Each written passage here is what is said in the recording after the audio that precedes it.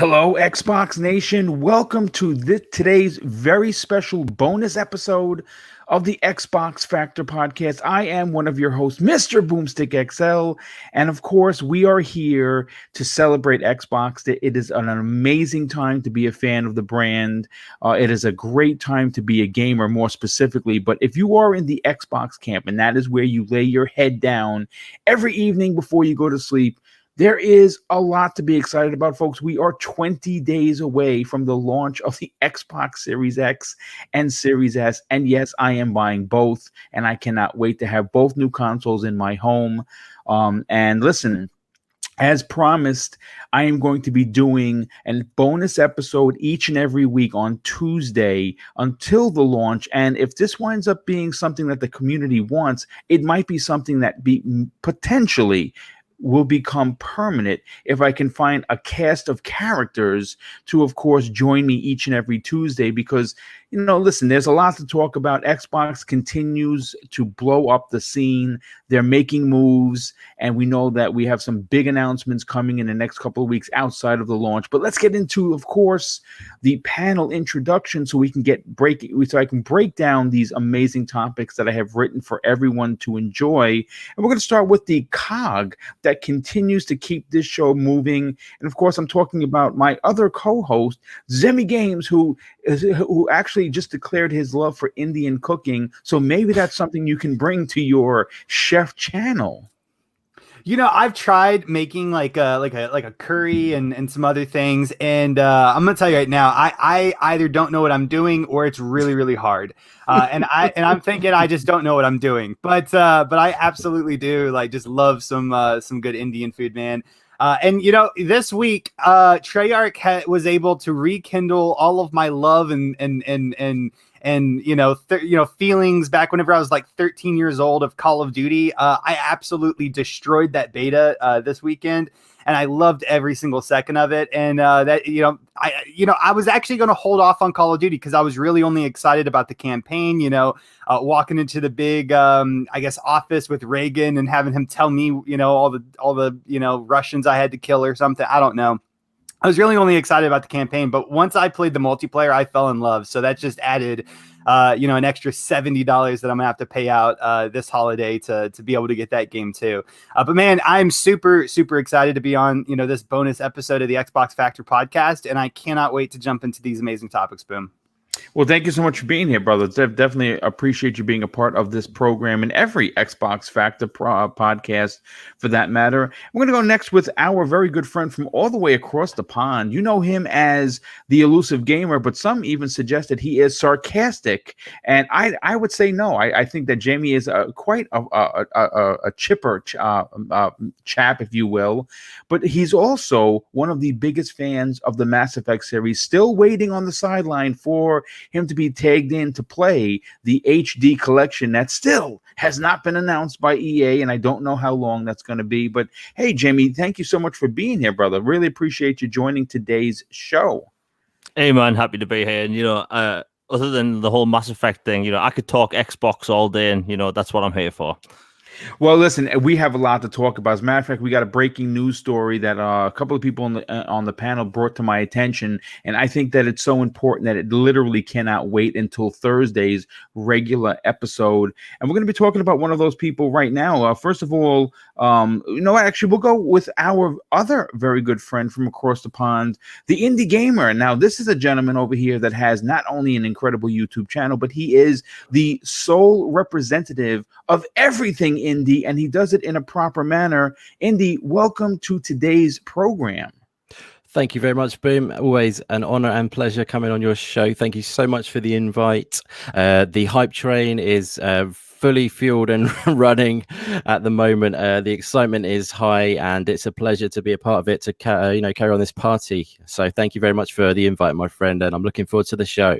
Oh, thanks so much for being here, brother. Super appreciate it. As we close in on nearly already 200 people here, only 4.5 minutes into the program. If you're here, if you're new, I want to say welcome to the program, especially if you are an Xbox gamer. But of course, this is a program, this is a channel that welcomes everyone, regardless of where you play. And hopefully, you're going to take the time to do two things. One, you're going to hit that like button because you're enjoying the banter between us, and more importantly, you can potentially consider, hitting the subscribe button, and I would greatly appreciate that because, like I said, this is a smaller channel, but it is growing. It has grown enormously this year in a way that I did not expect, and I'm closing in on 7,000 subs. That is a big deal because I only had myself hitting 5 by the end of the year, and I have exploded past that. And that's thanks to you guys and gals. So if you are new and you are enjoying the content, please consider subscribing to the channel. Trust me, it doesn't cost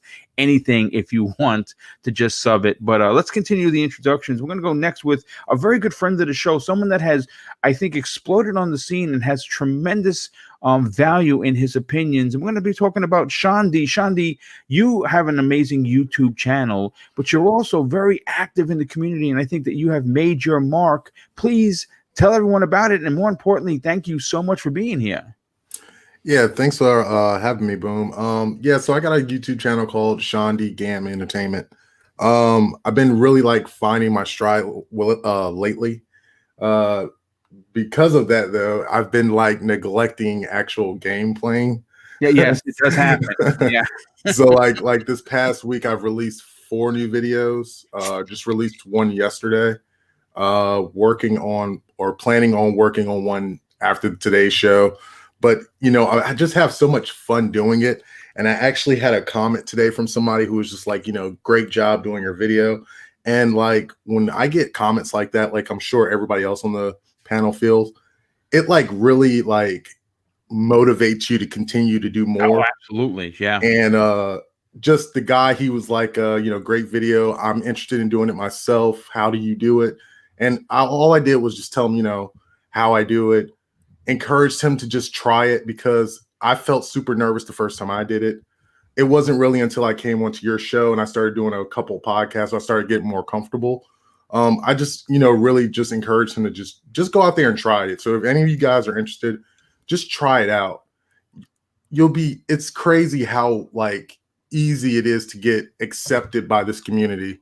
Something that I've noticed that the Xbox YouTube side really has really well. Everybody really just brings you in. I would agree. I again, listen. This is the comment you're making is not only true, but it's something that needs to be highlighted for sure. The Xbox community as a whole is a very welcoming community, and much like the ideology that Phil Spencer and all of Redmond has for being inclusive rather than exclusive. Is something that is seen in this community, and it's encouraging considering we know how horrible social media can be, and how there are so many keyboard cowboys that feel that it's okay to say horrible things because they're on the other side of the keyboard where they would never actually say that to someone's face. And that is one thing that you don't really find. Now, granted, listen, every community has their extremists. Let's not forget the fact that people are just always going to be people. And each of the communities, that's PlayStation, Nintendo, PC, and of course Xbox, they have the undesirables that go out of their way to make it difficult to enjoy social media. Stay away from them. Simply do something that was taught to me by a good friend of the show, Wilmy Hood. He blocks the hell out of everybody. And I've been doing that. I've been blocking. I actually used to feel bad about it. But now I've come to the point where I'm 50 years old and I'm doing this for fun and I'm doing this for the love of the community. And I don't have time for nonsense. And if you are one of these folks that use all caps, or you just want to be the kind of person that likes to poke the bear, you're getting put on the pay no mind list. And I think that's what people need to do, is to block and mute and just move on. And I can guarantee you your timeline is going to be fantastic. But let's get to the last member of the panel. And this is somebody that's relatively new to the community, but I think he's made a mark for himself as well. John Wolf, welcome to the program, brother. Thank you so much for coming on. No, thank you for having me, Boom. I really appreciate it. I'm looking forward to speaking with everyone on the panel. I've heard everyone's voice here one way or the other. I'm super excited. Thank you for inviting me again. Guys, for everyone listening, I'm so excited and so happy that that all of us get to celebrate this time together, and with Xbox hitting on all cylinders. And this has been, as I was telling the panel on on the pre-show, I am going to sleep so anxious to wake up the next day just to see what's next. And I'm sure that a lot of you fellow gamers feel the same way. But if you need more proof as to what Boom and Shandi are saying, I'm someone that reached out to Boom, and I did that as a personal challenge. I said, you know what, the name John Wolf is by design. I am by nature a lone wolf. I like I really don't have close friends or anything like that. I'm a family man. My wife and my daughter are the most important thing to me that I take care of. And I really wanted to challenge myself and say, you know what, I love Xbox. I love gaming. In general, I want to challenge myself, and I want to have conversations with fellow-minded gamers. And that's one of the reasons that when I heard Boom Show several months ago, about 6 months ago, I'm like, you know what, this guy, he's the real deal, man. I got to reach out to him. I got to reach out to you. I gotta just ask if there's an opportunity for me to come on the show. And just like that, Boom, no questions asked, you gave me the invite for Primetime Gaming. It was awesome. And guys, hit that like button, because I'm telling you right now, this channel and Boom, he's the real deal, and this channel's gonna go. The sky's the limit, man. And you will have Phil Spencer on. I guarantee you That's that. the goal. Yeah, we definitely got to get Phil on here. I'm currently working with Xbox now. I can't really say what I'm doing and when I'm going to be able to announce it, but I am working with them. As you know, I did have Larry Herb, Major Nelson, on the program on July 23rd. Got a chance to hang out with him for a little over 20 minutes, and hoping to get. He definitely, because he actually said live on the air that he wanted to come back. So the invitation is out there to have Larry come back. Hopefully, I can get him and maybe someone else from the the Inside Xbox team to pop on, so we can do like a pre-launch conversation. But again, I'll be able to talk about that in the next couple of weeks, what I'm doing with them, and hopefully it's going to be big, because I love Xbox, and being able to work with them is pretty much a dream come true. But listen, before we get into, of course, the main crux of the topics, I had the honor of reviewing a game that I've been all over social media about, and it's called Raji, an Ancient Epic. This is the first game developed by Nodding Games. They're based out of Pune, I know I'm going to butcher this, but I'm going to try and get it right. Maharashtra, India. Now, the game was developed by a team of only 13 people, and a 6-person team at Nodding Heads Games began development on Raji, an Ancient Epic, in January of 2017. The game just released. Now, the developers cited Bastion, Journey as major influences of the game, but they also took things from God of War, Eco, Brothers, A Tale of Two Sons, and Dark Souls as other influences. And I gotta tell you, man, this is one of those games that you might not go looking for, but I'm going to assure you that you probably should check it out. Now, listen, as of this program, it's available on the Xbox One, PlayStation 4, Nintendo Switch, and PC, and it retails for $29.99, though my review copy that was provided by the company was on for the Xbox One X. And just to give you a quick synopsis of it, the Raji actually gained widespread popularity recently, as many Indian YouTubers like Rawkeen, Mortal, Soul, and other content creators such as Shirman Legend, etc., and some YouTubers from the West started streaming the game during the days of which coincided with the festival of Navaratri. And if you don't know what that is, that's actually what the game is based on, which it's a festival of the Indian goddess Durga, who gave Raji the power and the responsibility of saving her brother Golu and the other kids and this is going to be a tough name to say. It's Mahabashura the Demon, and that's exactly what the game is. Mahabalarus, I think. Yeah, you go. Thank you so much there, Indy. I appreciate the right. I gotta tell you, folks. Listen, the one thing, and Indy, I'm gonna go to you. Just grab your ear on this for a second. The one thing that I've noticed is many people overlook some of the smaller games because they don't have giant A's or 3 A's next to them. And I can tell you this right now. This is a game that, again, I've been posting on social media left and right about, not because they gave me the game to review and that I owe them something. It's the fact because the game is freaking really good.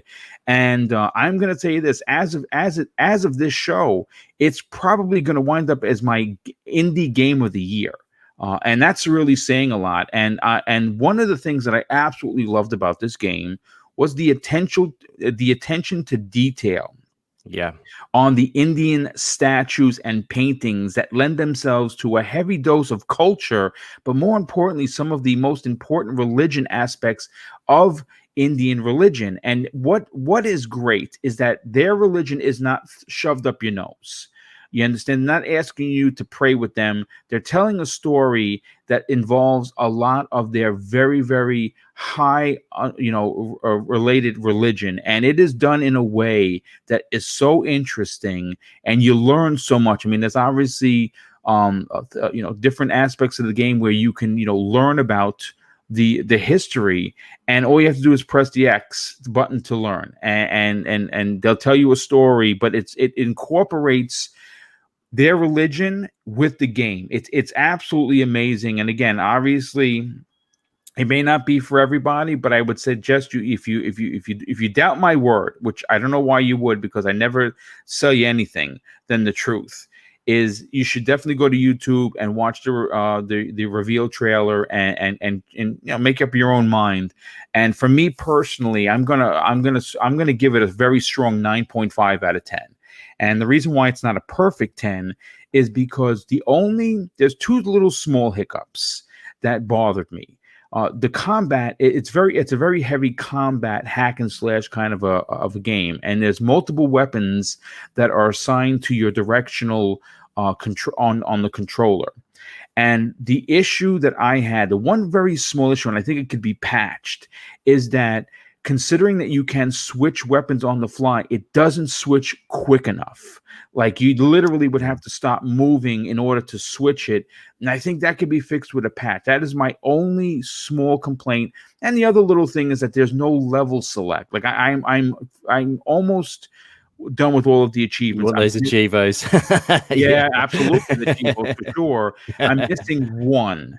Actually, I'm missing two, but if I get one, I'm going to get the other one. Is finding all of the orbs that power up your weapons. And I missed one. I found it, and it didn't unlock. So I have to literally play the entire level and re-find all of the hidden orbs again. Which again, it's a little tick. It's not a big deal, but that's why it's not a perfect game. So Indy, I mean, I know you got a chance to stream this. Indeed. What are your thoughts on this, bro? Yeah, it's a game I've been really looking forward to for a long time. Actually, we've been talking about it on the podcast. I streamed the demo back in the summer as well, and now I've got the hands on the full game.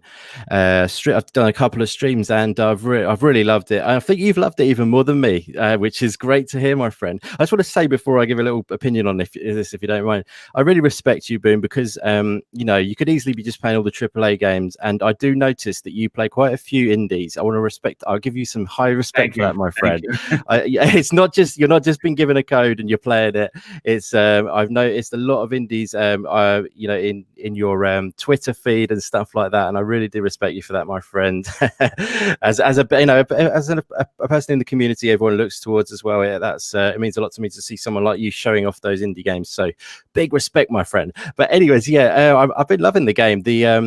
It's a beautiful game. I think for me, I'll focus on the positive further. Like you said, the culture, the way it offers that diversity of, a sort of Indian culture, which you don't see very often at all in gaming, is absolutely beautiful. The game is an absolutely beautiful game to experience, and visually beautiful, but also, you know, the way the culture is laced through the game is lovely. And I really personally really like the narration of the game is done by a male and a female, and they sort of play off of each other. You obviously would have noticed that. I really like that aspect. And yeah, I feel like it's a lovely game to experience. I've not quite finished it yet. I think you finished it, obviously. You've just I'm probably about 5 or so hours in. I think I'm approaching maybe near end. I'm not too sure. How long did you find the full game? I beat it in about maybe 7.5 hours. Okay, yeah. I found myself going and looking first of all, as a fan of the culture, I find myself stopping, taking a lot of pictures, and actually just taking in the background, because it is gorgeous. I mean, absolutely, it's so well done. It's so many colors. There's so much to look at. Everything looks ancient. It looks like does. It's really well done. It really is. I've taken so many screenshots. I'm playing it on Steam actually myself, and that F12 screenshot button is so easy to just keep pressing, and I've been taking so many. So yeah, it's even easier than on Xbox, where you have to slightly go into the menu, don't you, or whatever. But hopefully we'll have our nice screenshot button next gen, of course, guys. Yeah, or closer to it anyway. But yeah, like I've been taking a ton of screenshots. The composition of everything. I really like the little puzzles. There's some nice little puzzles that have been laced into the game as well, which are really nicely done. But most of all, it's just about that nice experience, and it's that culture that really comes through strong. I think that the story is excellently done. I think that's probably its strongest point. I would say the story and all of that culture coming through in the game. It's definitely a game I highly recommend playing and checking out. But yeah, the only thing I think would have bring it down a little for me is that I do enjoy the combat. There is quite a bit of nuance, and there's a bit of variety to the combat, more than you'd probably expect from a kind of a hack and slash. It's not just like smash X all the time, you know what I mean? It's there are different kind of moves you can do, and there is a bit of variety there. But I just felt like it didn't quite I don't know, the combat wasn't amazing for me. It was maybe a 7 out of 10 in the combat area, I would say, whereas like the story is up there with the 9s and stuff like that. So I'm probably looking at it for myself, if you want a little score from myself, it's heading towards an 8, but I'm feeling like the game's getting better as it goes on. Personally, the architecture of the game, like the environments in the game are so stunningly done. It's just an absolute joy to behold it, really. It's a wonderful game, and I highly recommend checking it out. And I really, like I say, respect you for checking it out and bringing it up on your podcast as well. That's awesome, my friend. Well, I mean, listen, I'm sorry, Boom, but one of the things I saw you tweet about was the fact that the game reminded you a lot of Prince of Persia. Does it have a lot of those gameplay elements? I mean, it has wall running, doesn't it? That's one thing. It definitely has wall running. It definitely has wall-based combats. Like you can bounce off the wall and hit the A or the X or the Y button, to do special moves that you can only do when you're bouncing off of a wall. Like she'll run up the wall, you hit A to go higher, and then she'll flip over to do different types of moves. Some of the moves are devastating. And it's little, I mean, like for instance, that like when you have pillars that you're standing next to, if you hit the B button, she does a spin move and electrocutes people. It's pretty. It is pretty. I'll put it this way. Look, this was done by 13 people, and this is their first game. And I gotta tell you, I am absolutely completely blown away with what was done. Like I said, I'm a small channel. The fact that they reached out to me to review this, I'm completely honored to do it.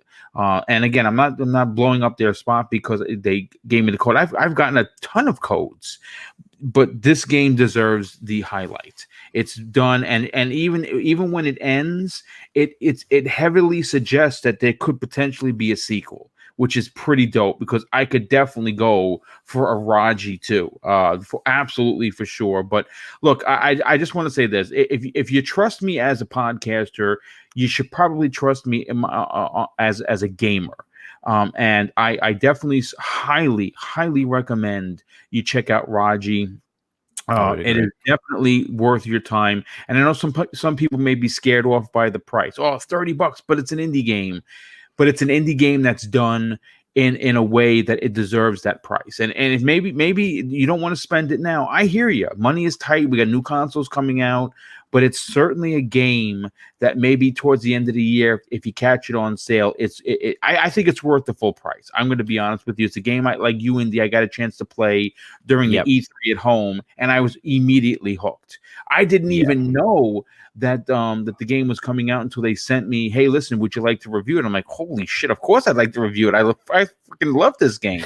Yeah. But listen, folks, this is a good way to open up the show. Again, I love doing reviews live on the air because we get to have a reaction, and I get to to kind of highlight some of the smaller games that people might overlook.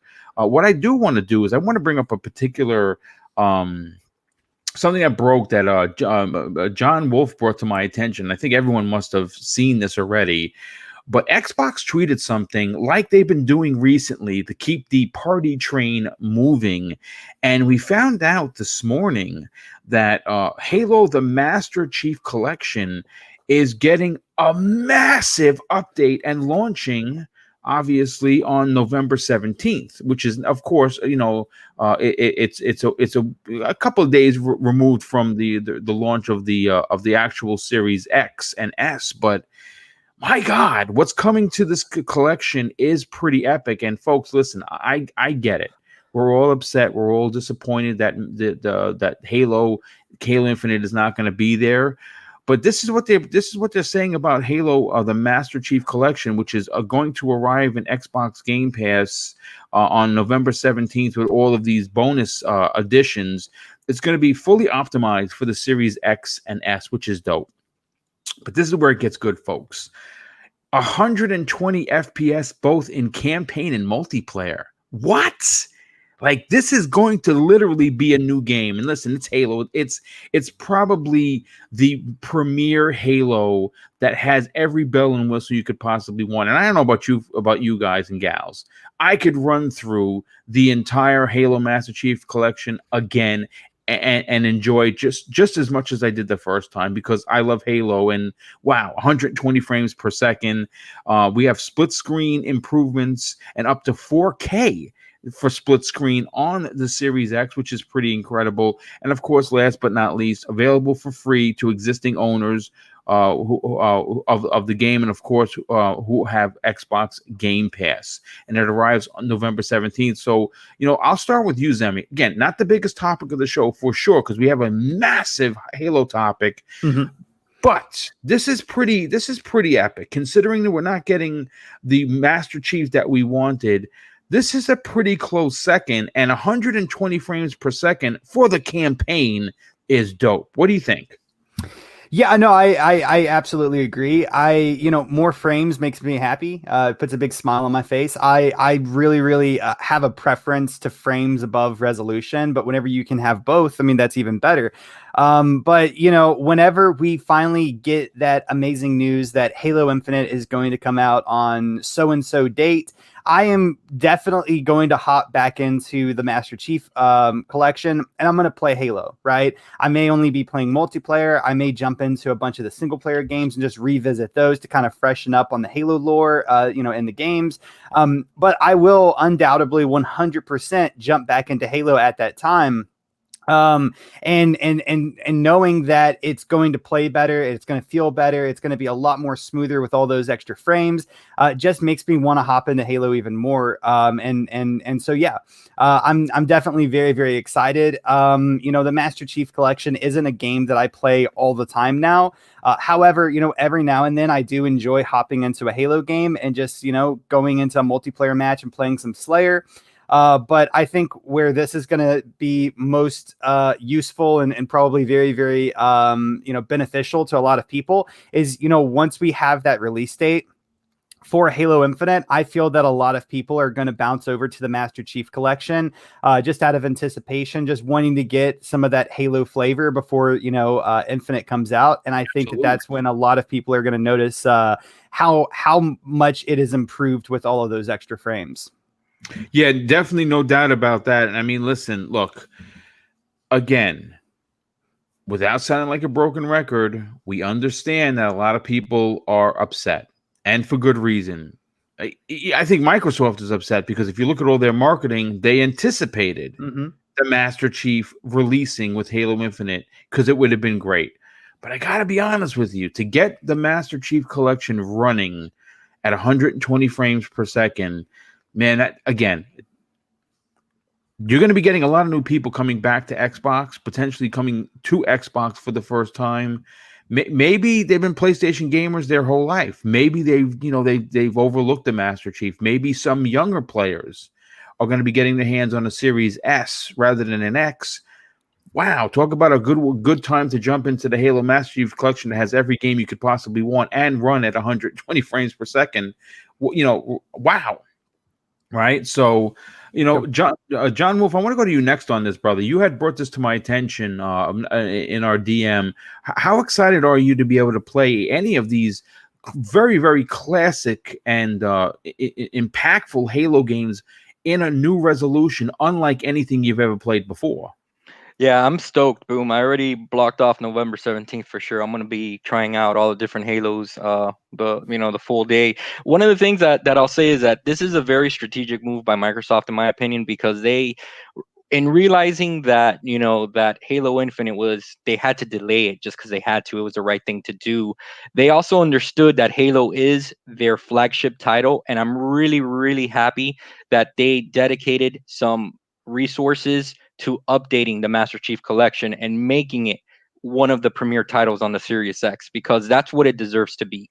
It really does. When you think of the Master Chief, he is our mascot, and ours being Xbox, he's our mascot. He deserves to have all the bells and whistles, and I'm so happy that they went back. They updated it. I love every single Halo game for its uniqueness, its story. I know that there's a lot of people that are like, ever since 343 took over, they've been dropping the ball. All that stuff is subjective. At the end of the day, they're all solid, rock solid games that Microsoft can be proud of, that those games were released on their hardware, and I'm looking forward to it, man. I'm gonna definitely the first one I'll probably crank up is Halo 3 to see how that runs at 120 frames per second. I've never played a game at 120 frames per second, not at least that I know. I don't game on PC, but Right.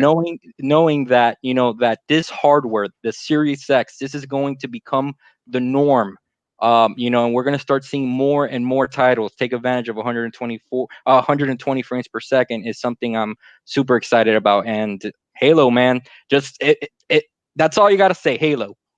Yeah, no, absolutely. And I agree. I mean, I don't game on PC, so I've never gamed at 120 frames per second either. And the first game I'm trying is I'm going back to Halo. I'm going to probably try the anniversary edition of Combat Evolved. That's what I'm going to want to see running at 120 frames per second first. And I think Zemi, this is something we might want to stream on your Twitch. Man, we can. We for sure can. Yeah, we definitely got to get down with that, because I wouldn't mind running through these games again, and obviously, to support your Twitch channel, I think we should do that. I think that's something we should do after we either get murdered or murder everyone in the next.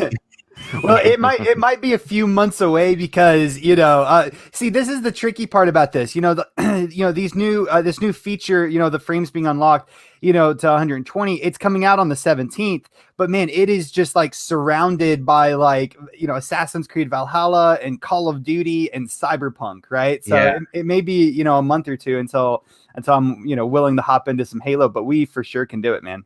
Yeah, that definitely sounds good. So let's bring the elusive gamer, Jamie Moran, into the conversation. Jamie, look, this is something I think that might potentially get poo-pooed or overlooked by some people in the hateful community. Oh, it's an old Halo game. No one gives a shit. Well, I think people actually do.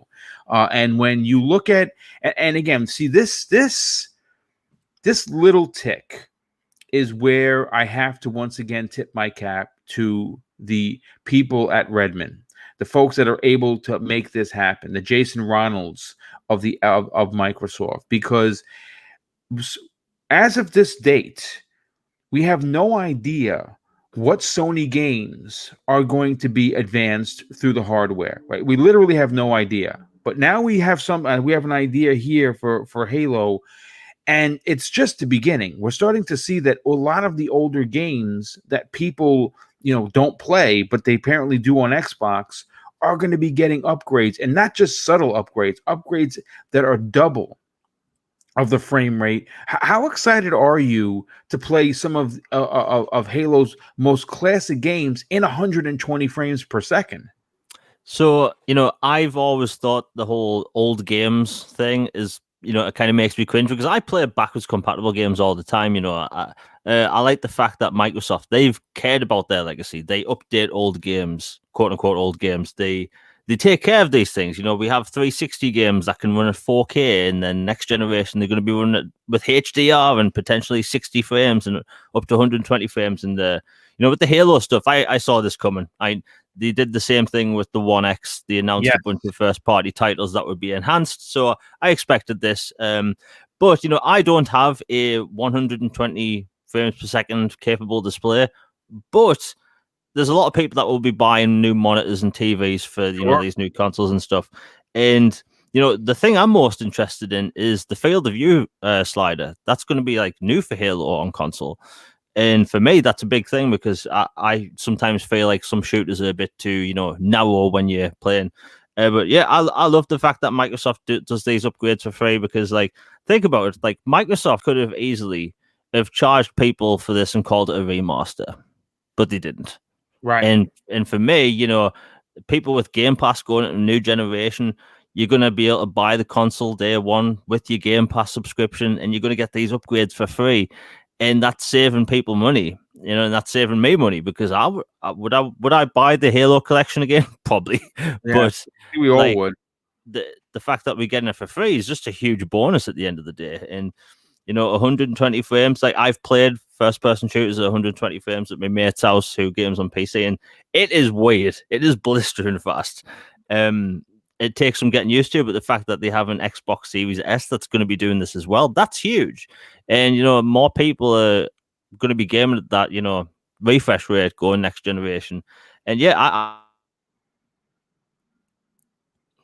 I think it's good all around, man, because, again, Microsoft back generations, they take care of these games. We still get 360 and OG games that get stability updates. So, to me, this is good news.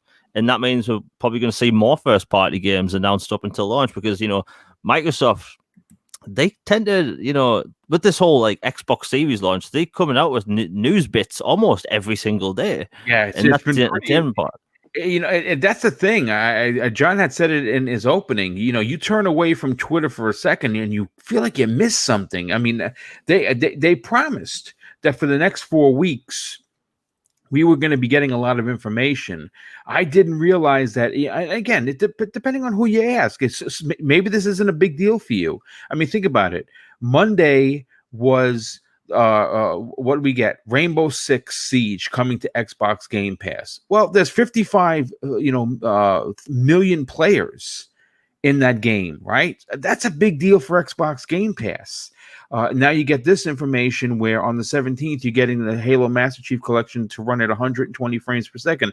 And what's interesting is it's not just the multiplayer, which is going to be incredible. I'm going to jump right back into Halo multiplayer. I haven't played in years. I'm going to be honest with you, but wanting to try out the system, wanting to play in 120 frames per second is something I'm definitely going to do. But more importantly than that is the fact that the campaigns are going to be at 120 frames per second. And that is ridiculous. I cannot wait to see what these games look like.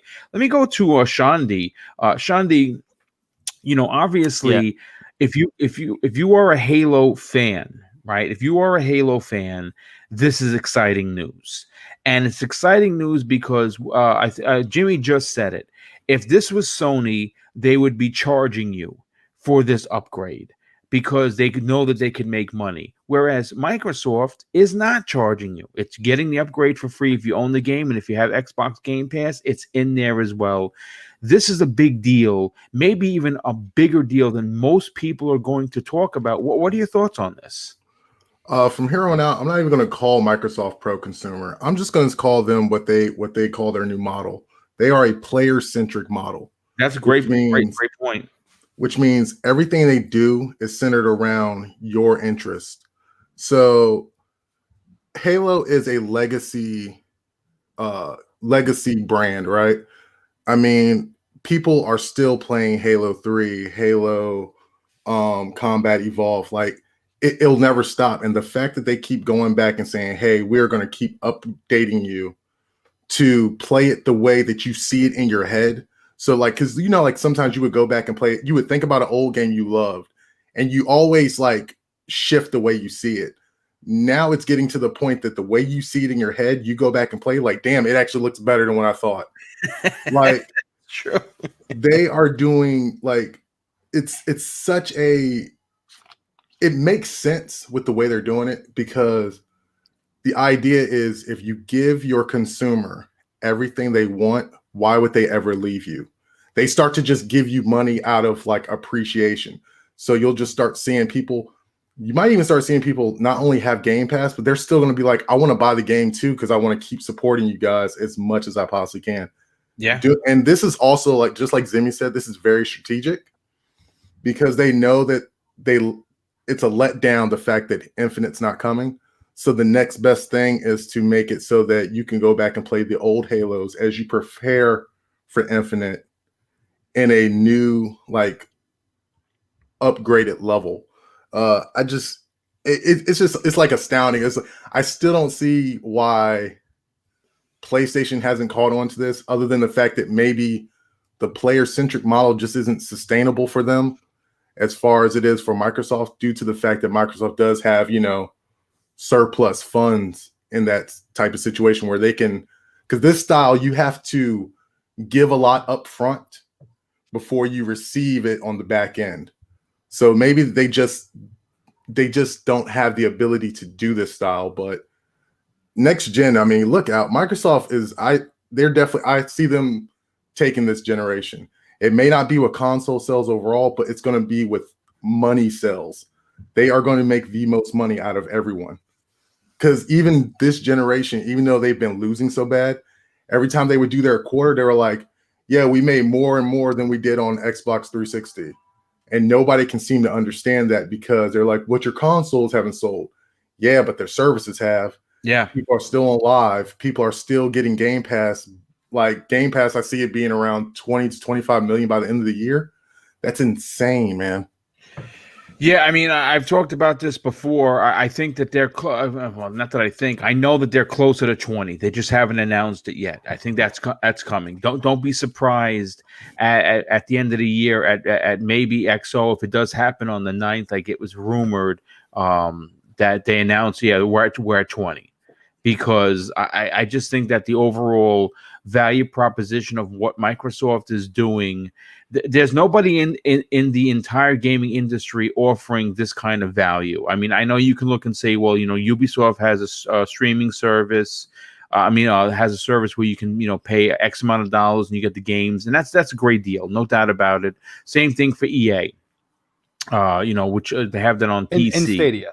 Stadia also has something, but nothing to the level of Xbox. Right. I mean, obviously, they are the market leaders when it comes to value proposition. No doubt about that. But you know what? I want to bring Indie Gamer into the conversation. But Indie, before I get you in here, brother, let me just catch up with some of these super chats. I have quite a few of them. Effing Nuisance, good friend of the show, drops the first super chat for $2. Thank you for your generosity, my brother. He says, spread the love and hit the like button. Indeed, hit that like button as we close in on 600 500 people, or should I say gamers, here to listen to today's bonus episode of the Xbox Factor podcast. Yes, do me a favor, hit the like button, because the more likes, apparently YouTube likes this channel better, puts it in a better algorithm, and more people get a chance to find the channel. And I definitely want to say thank you for that. Pixel Bit G, another generous friend of the show, drops an outstanding $2 super chat and says, vouching for Raji, played the demo and bought it. Thank you, dude. I'm glad that you're enjoying it. I think it's well worth the price of admission. But certainly a game that I think people should not overlook for sure. Shandi, who's on the panel, drops a very generous $5 super chat and says, over 500 peeps. Can we get those likes at 300? Yes, thank you. I appreciate that, dude. Definitely help. The likes help this channel. God's Geeks drops a very generous $5 super chat and says, I have Game Pass and I still plan on buying Halo Infinite, Fable, and Gear 6 physically as well. Love supporting a company with good habits. You know something? Every one of those games are probably going to have a collector's edition, and rest assured, I'll be buying them as well. And I still have Xbox Game Pass. Thanaros, a very generous friend of the show as well, drops a $2 super chat and says, at Boom, do you have an Xbox group on XBL? You know something? I actually do not. And that is shame on me, as not only as a community-minded person, I definitely should definitely work on doing that. I'm definitely going to take that under advisement. So thank you for that, as well as the super chat, my brother. But Indy, look, Halo Infinite is coming, and when it gets here, it's going to be amazing. I have no doubt. But until it gets here, running through the Halo Master Chief Collection isn't a bad thing. And running through it, quite frankly, at 120 frames per second makes me want to play all of those games like they are new. And that is pretty epic. That is something that only Microsoft is doing. And I love the fact that they get out there, and even though people are still a little down, trying to bring people up with, hey, listen, we know that it's not what you wanted, but we're still going to support the Halo franchise with this big bomb. And I think it's a big deal. What are your thoughts on it? Well, obviously everyone knows Halo is the flagship franchise for Xbox, so I think it makes perfect sense to keep supporting it and giving it your proper good attention to make it the best it can be. And obviously, like with the Halo Infinite news, that is going to be delayed. Obviously, that's old news now, but it is going to be delayed, and hopefully they take all the time they need. But that's for another discussion. But yeah, I'm just glad to see them giving like the Master Chief Collection another zhuzh up, basically, for to meet the sort of next generation standards, really, because that 120 frames per second, some people might think that's not a big deal, but being someone who plays on PC now, at the start of this year I got into the PC master race.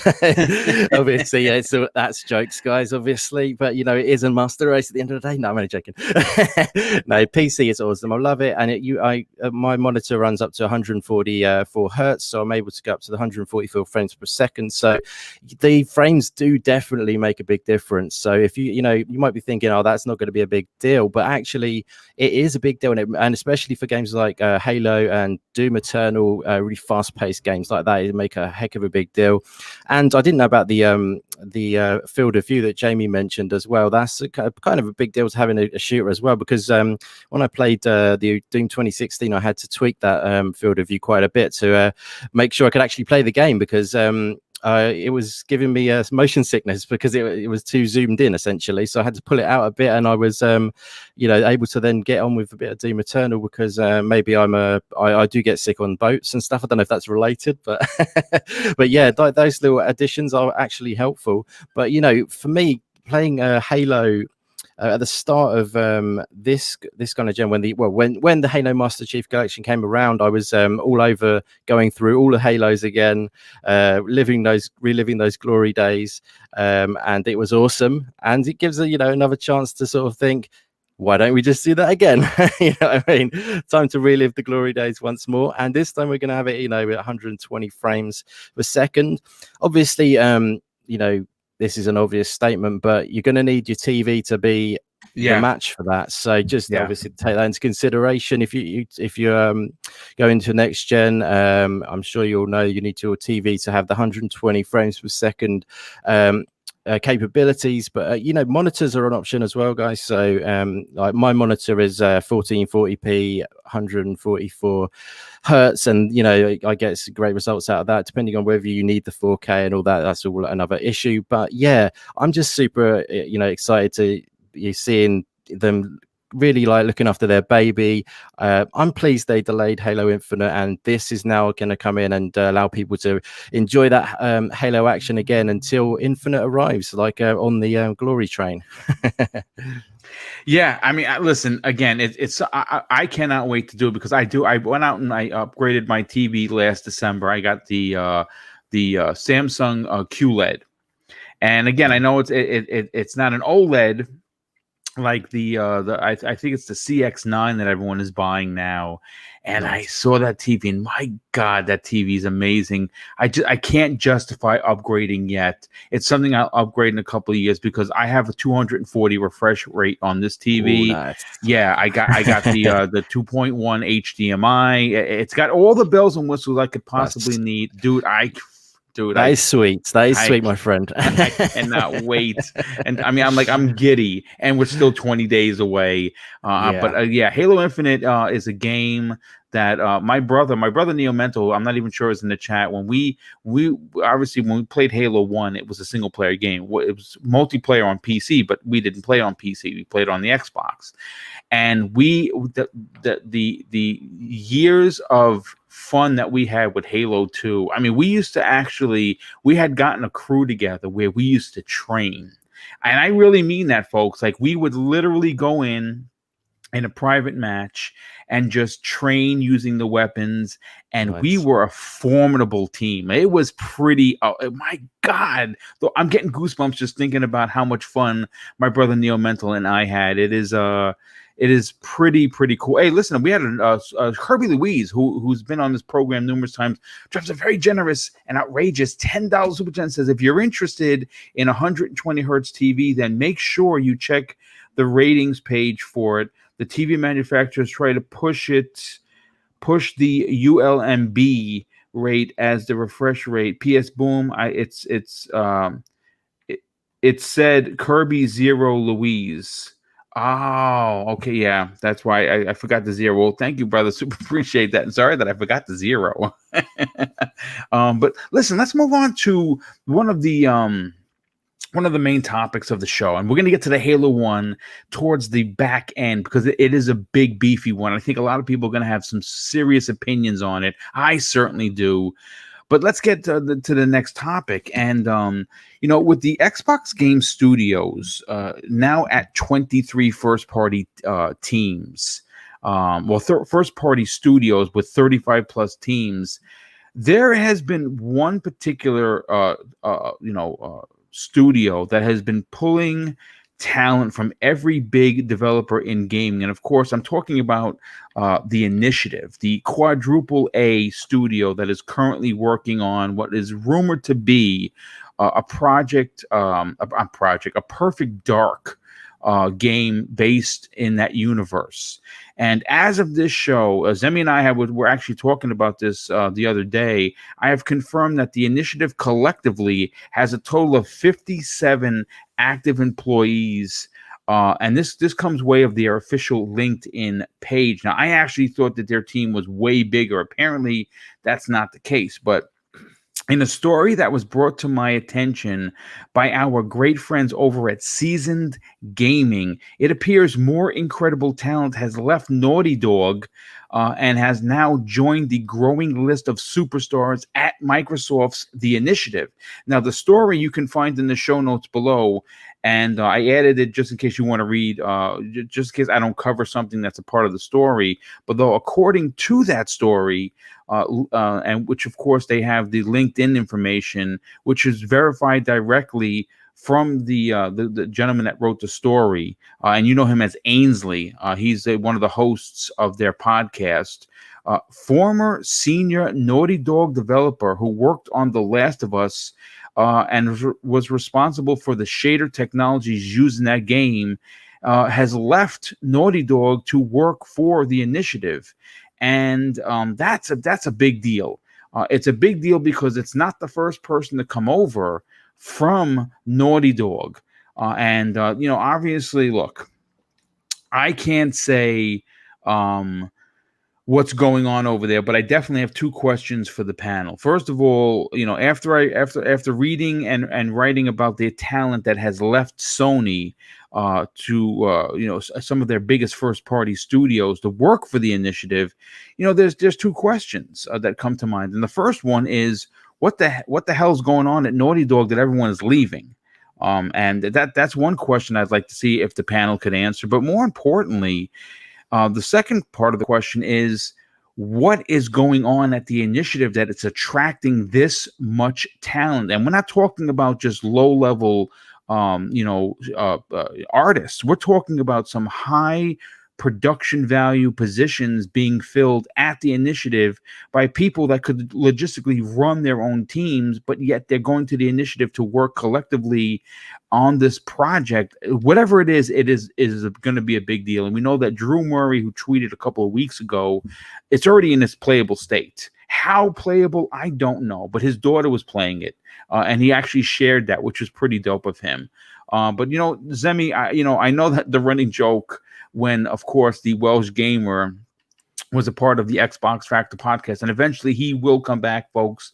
Hopefully he'll be back sooner than later, but obviously, it's with COVID. His wife is a nurse. He's home taking care of their son. So we can't, there is no ETA for his return, but he has assured me that he will be returning, hopefully, at the end of the year, potentially in early 2021. But, the running joke is, what the hell is going on at the initiative? Zemi Games, what are your thoughts on this story? What the hell is going on at the initiative, Boom? What's happening over there? I want to know.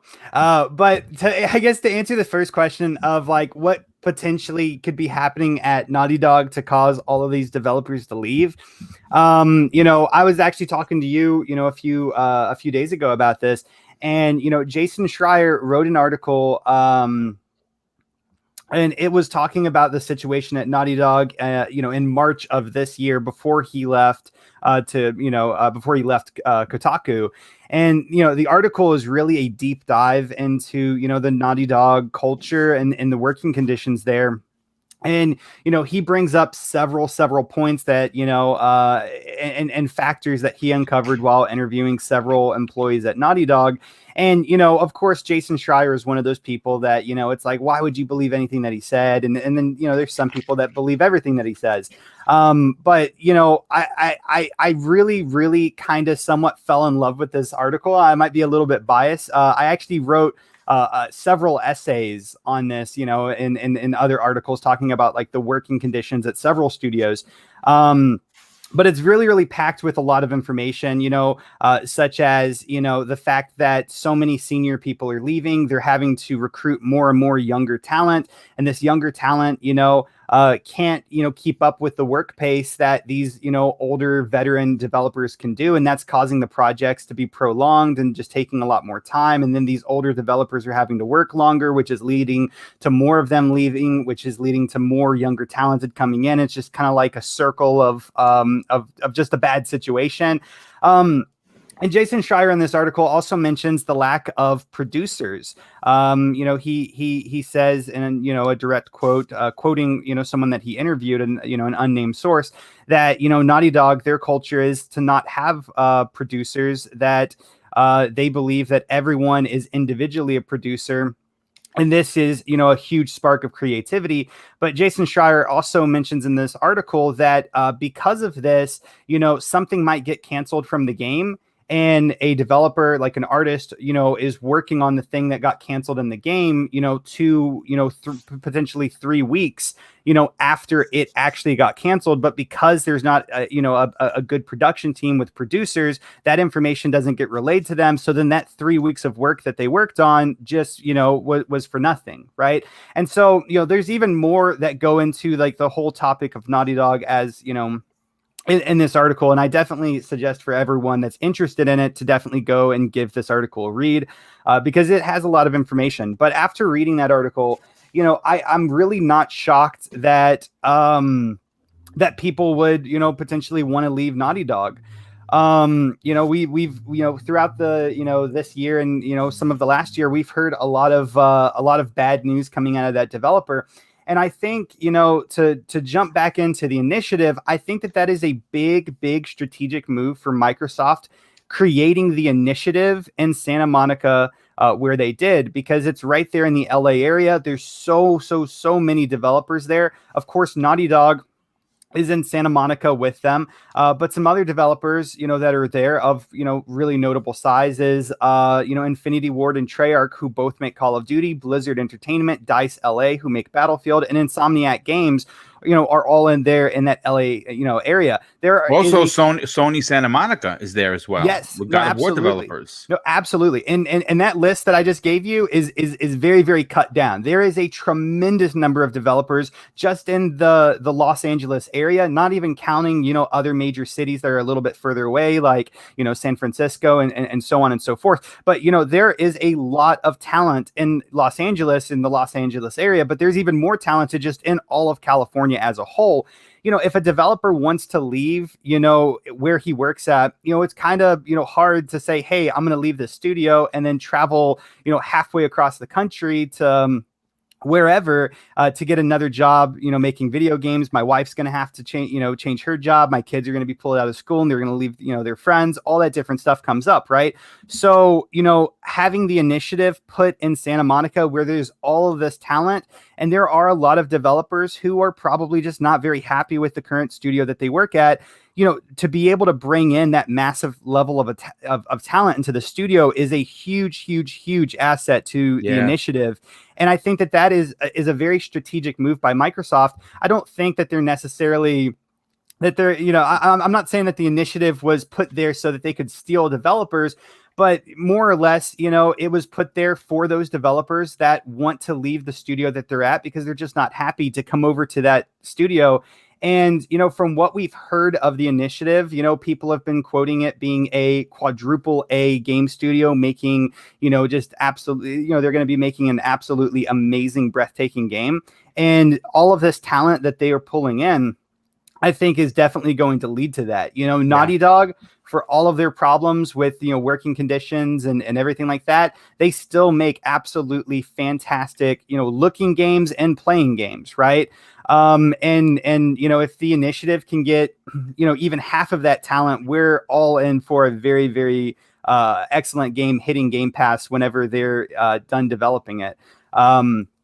But, overall, I'm really, really excited for what the initiative has, been making. And I'm really hoping that it is something, that, even, somewhat close to what Sony puts out in their first party. And I know that some people kind of disagree with that idea, but for me, I think it's really important that Xbox gets those types of games or more of those types of games in Game Pass. Absolutely. Because that's the whole point of Game Pass, is to have a variety of games that interest all different player groups, because, that's how you get people interested in the service. But yeah, I'm really excited. I can't wait to see more of what the initiative is doing. And I think, their move overall to put it in Santa Monica, the studio, is very, very strategic, and it was done for a very, very good purpose.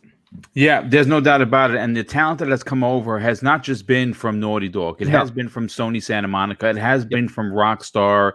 It has been from, they have developers that worked on Metal Gear Solid 5. So whatever they're building is based in exactly what I'm looking for, that I find in PlayStation games. And it's that single player, story driven, adult themed content. And I think that's what we're going to get with this, whatever it's going to be. We know it's third person. We're hearing that it is a Perfect Dark title within the universe. I don't necessarily know if it's Joanna Dark. Maybe it's a new agent. Maybe she plays a bigger role some other way. It's going to be interesting. I honestly, like you, cannot wait to see this. But, I want to go to the Elusive Gamer next on this. Jamie, listen, Naughty Dog has its problems. And it appears that the problems are so extensive that they are losing. And we want people to understand this. They're losing senior members of their talent pool. that's a really bad sign. Now, I don't know what they're going to do next. I don't know if we're going to get another Uncharted. I don't know if they're going to continue The Last of Us. I don't know if it's going to be the rumored space type of adventure that they're looking to go with the new IP they've been rumored to be doing. But if they don't have the senior talent that put all of these other big games like Uncharted 4 together and The Last of Us 2, I think it's going to be a long time before you see a game come from that developer. What are your thoughts on this story? You know, as much as I don't trust Jason Schreier as much as I can throw him. Yeah, I agree. That being said, you know, like there was truth to his like articles with the whole Naughty Dog thing. You know, I remember staff from Naughty Dog complaining that they had to work extra hours to make GIFs so people can post on Twitter using Naughty Dog characters, and it's like it was just a bit over the top. And you know, last time I checked, people liked being paid for work, and apparently people weren't. So that was a big issue, you know, and you have to think about like this, like, you know, being in Santa Monica in Microsoft, like they must have like a very promising looking project to pull all those people in, because there's people from Red Dead Redemption there, LA Noire, you know, WB Montreal, you know, pretty much from all over. And you know, Naughty Dog, you know, like we've all seen the drama online with that studio and that game, you know, and you know, I can't blame them. Like, imagine working in a toxic place like that for years and not being able to have your say on the game because, you know, again, producers aren't a thing. So, like, you know, Microsoft, like, their direction now, they don't really do crunch. Like, when was the last time we heard about Microsoft doing crunch for a game? Like, none. I know people like to make memes about Microsoft all the time, but, you know, they actually give their developers time. Their biggest marquee title, Halo Infinite, was pushed back, and that just goes to show that Microsoft is willing to, like, you know, let the developers do what they want. And if I was a developer working at Naughty Dog, I'd say that and think, well, I want to work for Microsoft, you know, and they're just coming over every other day. I open Twitter and it's like, oh, another developer's moving to, you know, the initiative. And, you know, the game they're making must be like this promising title because, again, rumored to be Perfect Dark. It's probably Perfect Dark, but it has to be like on some huge scale then, because again, talent from Red Dead, you know, Uncharted and all sorts on that game. It's like, you know, it's crystal clear that the Naughty Dog situation is a complete mess. And, you know, the initiative, they're clearly making something that they're proud of. They can take the time with it. You know, whether we see it this year, next year, or the year after is, you know, is to be seen. I just think, you know, if Microsoft is being such a, not just a pro consumer company, but pro developer company. Yeah, that's a great point. Why wouldn't they want to come over? Because again, we see developers coming over in droves. And like you said, might be like, what, 50 something developers working there. That's 50 developers from like literally other big studios. And, you know, people from Crystal Dynamics, one of the biggest, you know, developers in the world, went to the initiative. You know, it's just, it's clear to me, you know, again, Microsoft gets memed to hell, but you have to say from like, you know, a logical standpoint that they clearly have the most pro developer, you know, workspace. Like hell, everyone at Microsoft is allowed to work from home now for good if they want. And yeah, why would a developer not want to go to Microsoft? That's the real question. Yeah, no, I absolutely agree, and we have heard that Microsoft is the place you want to work, and I think that you hit the nail on the head. There's no, you know, behind the scenes stories of crunch, and you know what, the way that they're doing it, they are attracting massive amounts of talent. You know, Indy, I want to go to you because listen, we know that your main stay when talking with the Xbox community is to highlight the indie developers, right? There's no doubt about it. But you also got to tip your hat to the fact that the initiative was built with quadruple A games in mind. And when people say, well, what exactly does that mean? That means the amount of money they're going to invest in these new IPs. And even though Perfect Dark, if it turns out to be Perfect Dark, isn't technically a new IP, it's certainly going to be a new IP based on the way how different it's going to be from the original two that released. And again, I talked about this before. They're 15 and 20 years removed. And I think when this game finally releases, if it happens to be in the Perfect Dark universe, it's going to be a new IP. This is very exciting on many levels to see the talent flocking over to the initiative, because you're going to get a great game. But the other question is what's going on at Naughty Dog that they're losing all their senior talent. Yeah, excuse me. Yeah, obviously there's something going on there. But to be quite honest, I can't comment massively on Naughty Dog side of things. I don't know massive amount of what's going on over there. But obviously, we can be led to believe that something's not right within the camp there. And maybe it's a very enticing thing working on this biggest game ever, essentially, that they're putting together. It's getting quadruple A. It's exceeding the categorization of triple A. You know what I mean? It's like we're going to build a new category of game with this one, with quadruple A, which is obviously ambitious, and I love that. It's like you say, I focus on indie stuff, but maybe if I take a little slightly different approach to this, as that's always a good thing. Everyone has their own viewpoint and stuff. I mean, with regards to building a big studio, my only concern would be, obviously, you've got all these amazing talents coming together,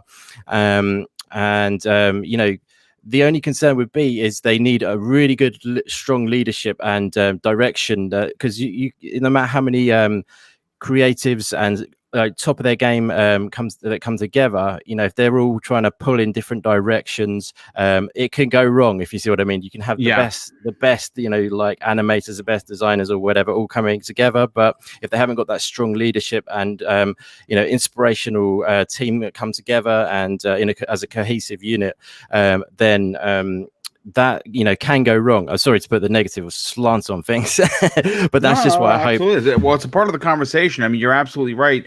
But I believe Drew Murray, who led Crystal Dynamics at one point, who was the head of the studio, I think he runs a tight ship, and I think people that come to work for him understand that the goal is to make something incredible. And I think again, whatever they're doing, indie, it is attracting some massive talent. Absolutely. It's kind of like the dream team, isn't it? It's kind of like the basketball dream team or whatever they call it over there in America. Assembling the best players from around the world, kind of, to make this, which is exciting. I can definitely understand the excitement. I'm sure it will be awesome. And the fact that Microsoft give their teams so much freedom in the development area, they just let you get on with things. Obviously, they oversee stuff. That's obvious. It's business at the end of the day, but they give you that space to be a creative at the end of the day, and that is awesome. That is why Microsoft has become such a great company, I believe, in a lot of ways. With all these studios, they're just they're taking on studios like Double Fine, who would never be acquired by Microsoft if they didn't have that option for creative freedom. Like they love having that creativity and the direction they want to take Double Fine, those kind of developers who they've bought. So it's just awesome to see that they would take them on under the agreement, and then they can just let them do their thing and trust in their vision that they want to put out. But yeah, getting back to the initiative, it is exciting. So many people think it is Perfect Dark. It remains to be seen. I don't want to comment because I've been wrong before in these kind of environments. But Perfect Dark just seems a strange one for me because it was never that big game. I would like to see them making a brand new, fresh IP, which is totally innovative and come out of nowhere. If it's a quadruple A studio and they're putting all these amazing people together, I would like them to come up with something creative, which is a brand new idea, essentially, and run with that. But yeah, that's just me. But yeah, I'm sure these team, the leadership will be strong. Just hope it all comes together as a cohesive unit, and it is something very special because it could be a truly stunning game. Yeah, obviously it's being built for next generation. It's going to run on the Series X. It's going to run on the Series S. And it's going to be optimized because it's first party. It's going to be done in a way that we know it's going to look and play the best. You know what I'm saying? Like there's going to be no stone left unturned whenever this game, whenever the game does decide to be released. And again, we don't know if that's going to be late 2022. I don't think it's going to be next year. At least I don't think so. I know that, again, we know that for a fact that it's in a playable state, but we just don't know how much in a playable state it is. But you know what? Let's bring Shandi into the conversation now. Shandi, look, again, this isn't really kind of to pounce on the rabbit, so to speak, about what's happening at Naughty Dog. This is really to celebrate the fact that the quadruple A team known as the Initiative is attracting a ridiculous amount of talent. And to be honest with you, I was a little taken aback by the fact there's only 57 people working at that studio. I thought it was a much larger studio, but apparently they're still hiring. If you go to their LinkedIn page, I believe they have 8 positions they're looking to fill. But man, when these stories break, you're hearing some of the best join their ranks. And again, I don't know what they're working on, but whatever it is, it must be an exciting project because they're getting studio leads to leave their positions at their current jobs to come work at the Initiative. That's a big deal. John, are you there, brother? Oh, he's on mute. Oh, he's on mute. Okay. Oh, my All bad. right. There we go. There he is. Okay. So, I don't really know what's going on with Naughty Dog and what's happening with them.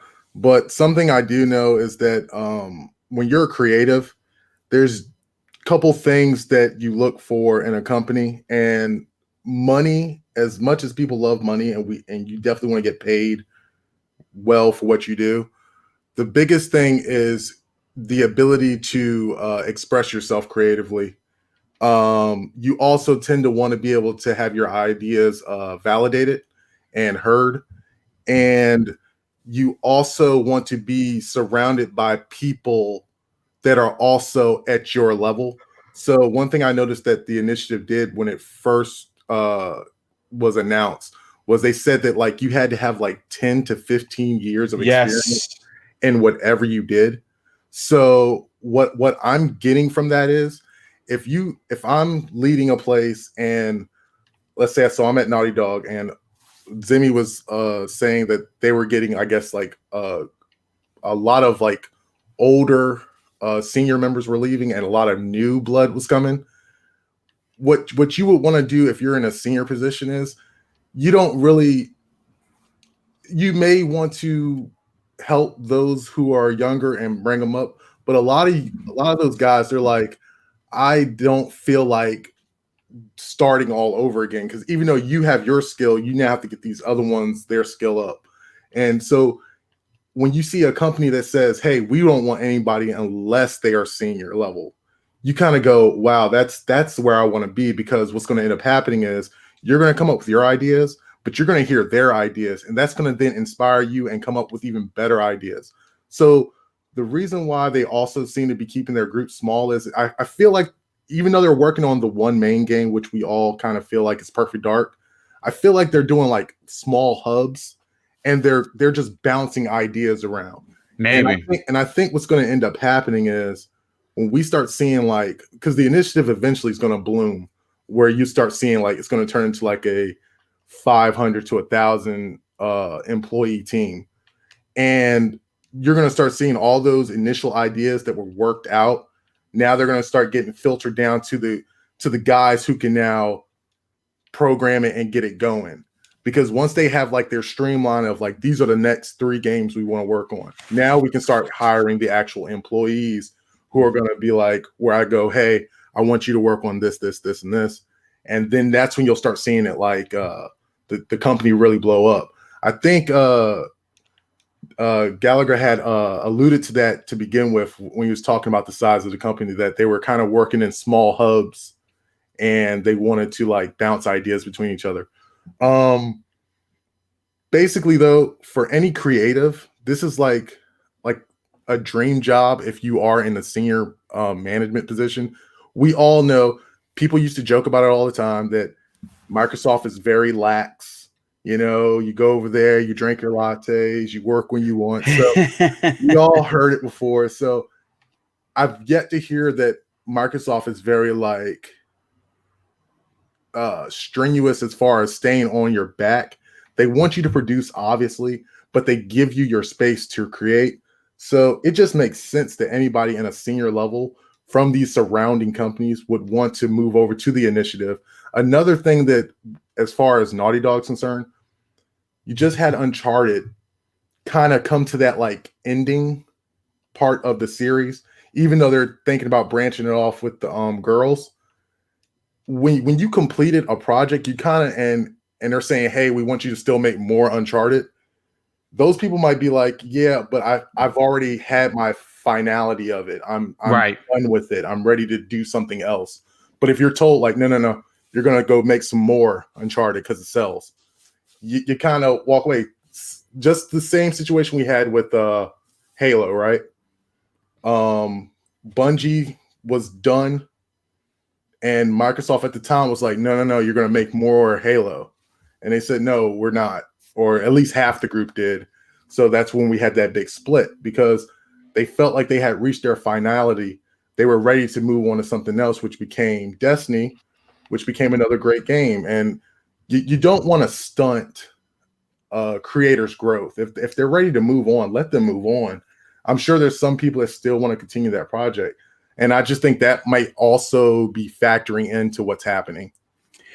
Yeah, you never know. And again, we don't know whether it's because people want to move on to do different things. Maybe they don't want to keep bouncing back between the Uncharted series and potentially The Last of Us. You know, who knows?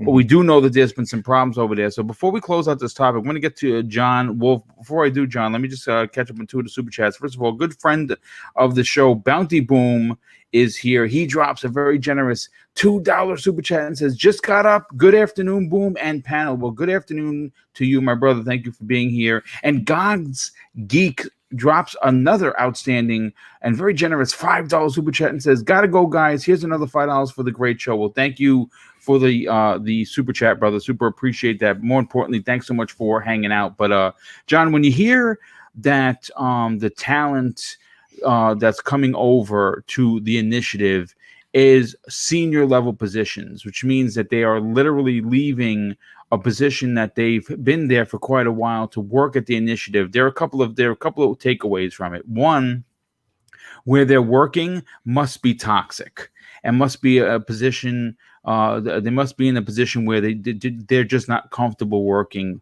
and obviously they have the ability to go anywhere, especially if they are senior level positions. But when you see that they're jumping to the initiative, it says something to whatever they're working on must be special, because usually high level talent will want to be a part of something that they believe is going to be special, and that could potentially be this perfect dark game. What are your thoughts on this? I agree with that. Everyone on the panel had, great things to say. I agree with everyone's opinion on the subjects. One thing that I'll say is I'm gonna come at this a little from a different angle here, and let's use real life perspective here for a second, okay? At my work is I'm a fraud investigator, okay, for a financial institution. So I like investigating cases, and I like looking deep into things. And in preparation for this topic, I did a little bit of homework, because every here and there on Twitter, on YouTube, I will watch things saying that there was problems at Naughty Dog, and I never really paid attention to it fully until this, until I knew we were going to talk about it here. But one of the things I'll say is, where there's smoke, there's fire. Okay. Yeah. So we know for a fact that by all indications, The Last of Us 2, the script was basically leaked by a disgruntled employee over pay. So one of the words that I want to use to address both of your questions has to do with culture.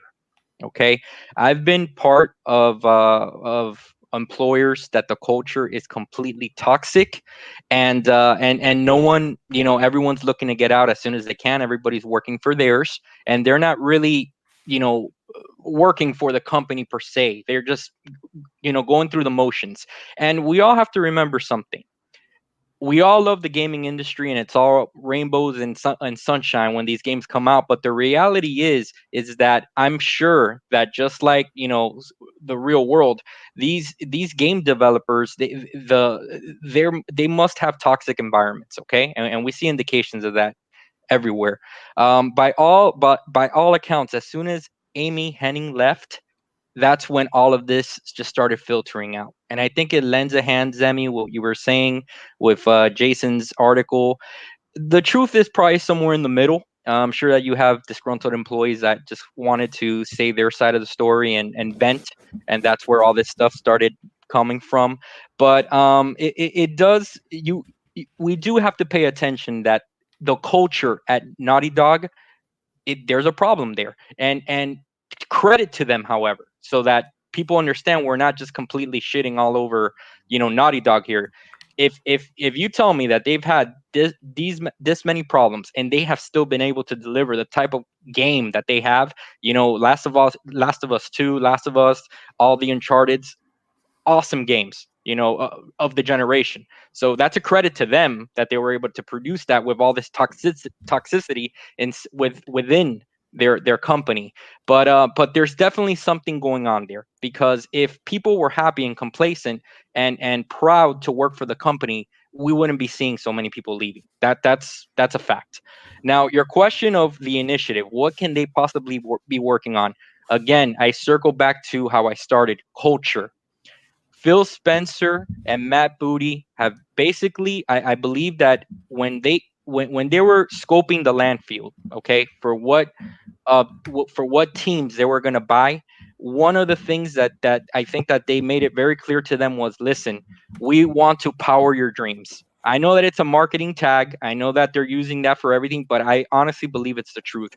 We are going to give you the resources, the creative freedom, and the time to deliver your vision, and that's when all of this started. And I think that in creating the initiative, obviously I harken back to like a company. I don't know if we have any wrestling fans here, but AEW Wrestling, okay, a wrestling company that was made by a Tony Khan, who is a lifelong wrestling fan, okay, and he brought on wrestlers that love wrestling and the industry. So they've created AEW Wrestling, that obviously they're going head to head with WWE. Obviously they can't compete yet, but they'll get there.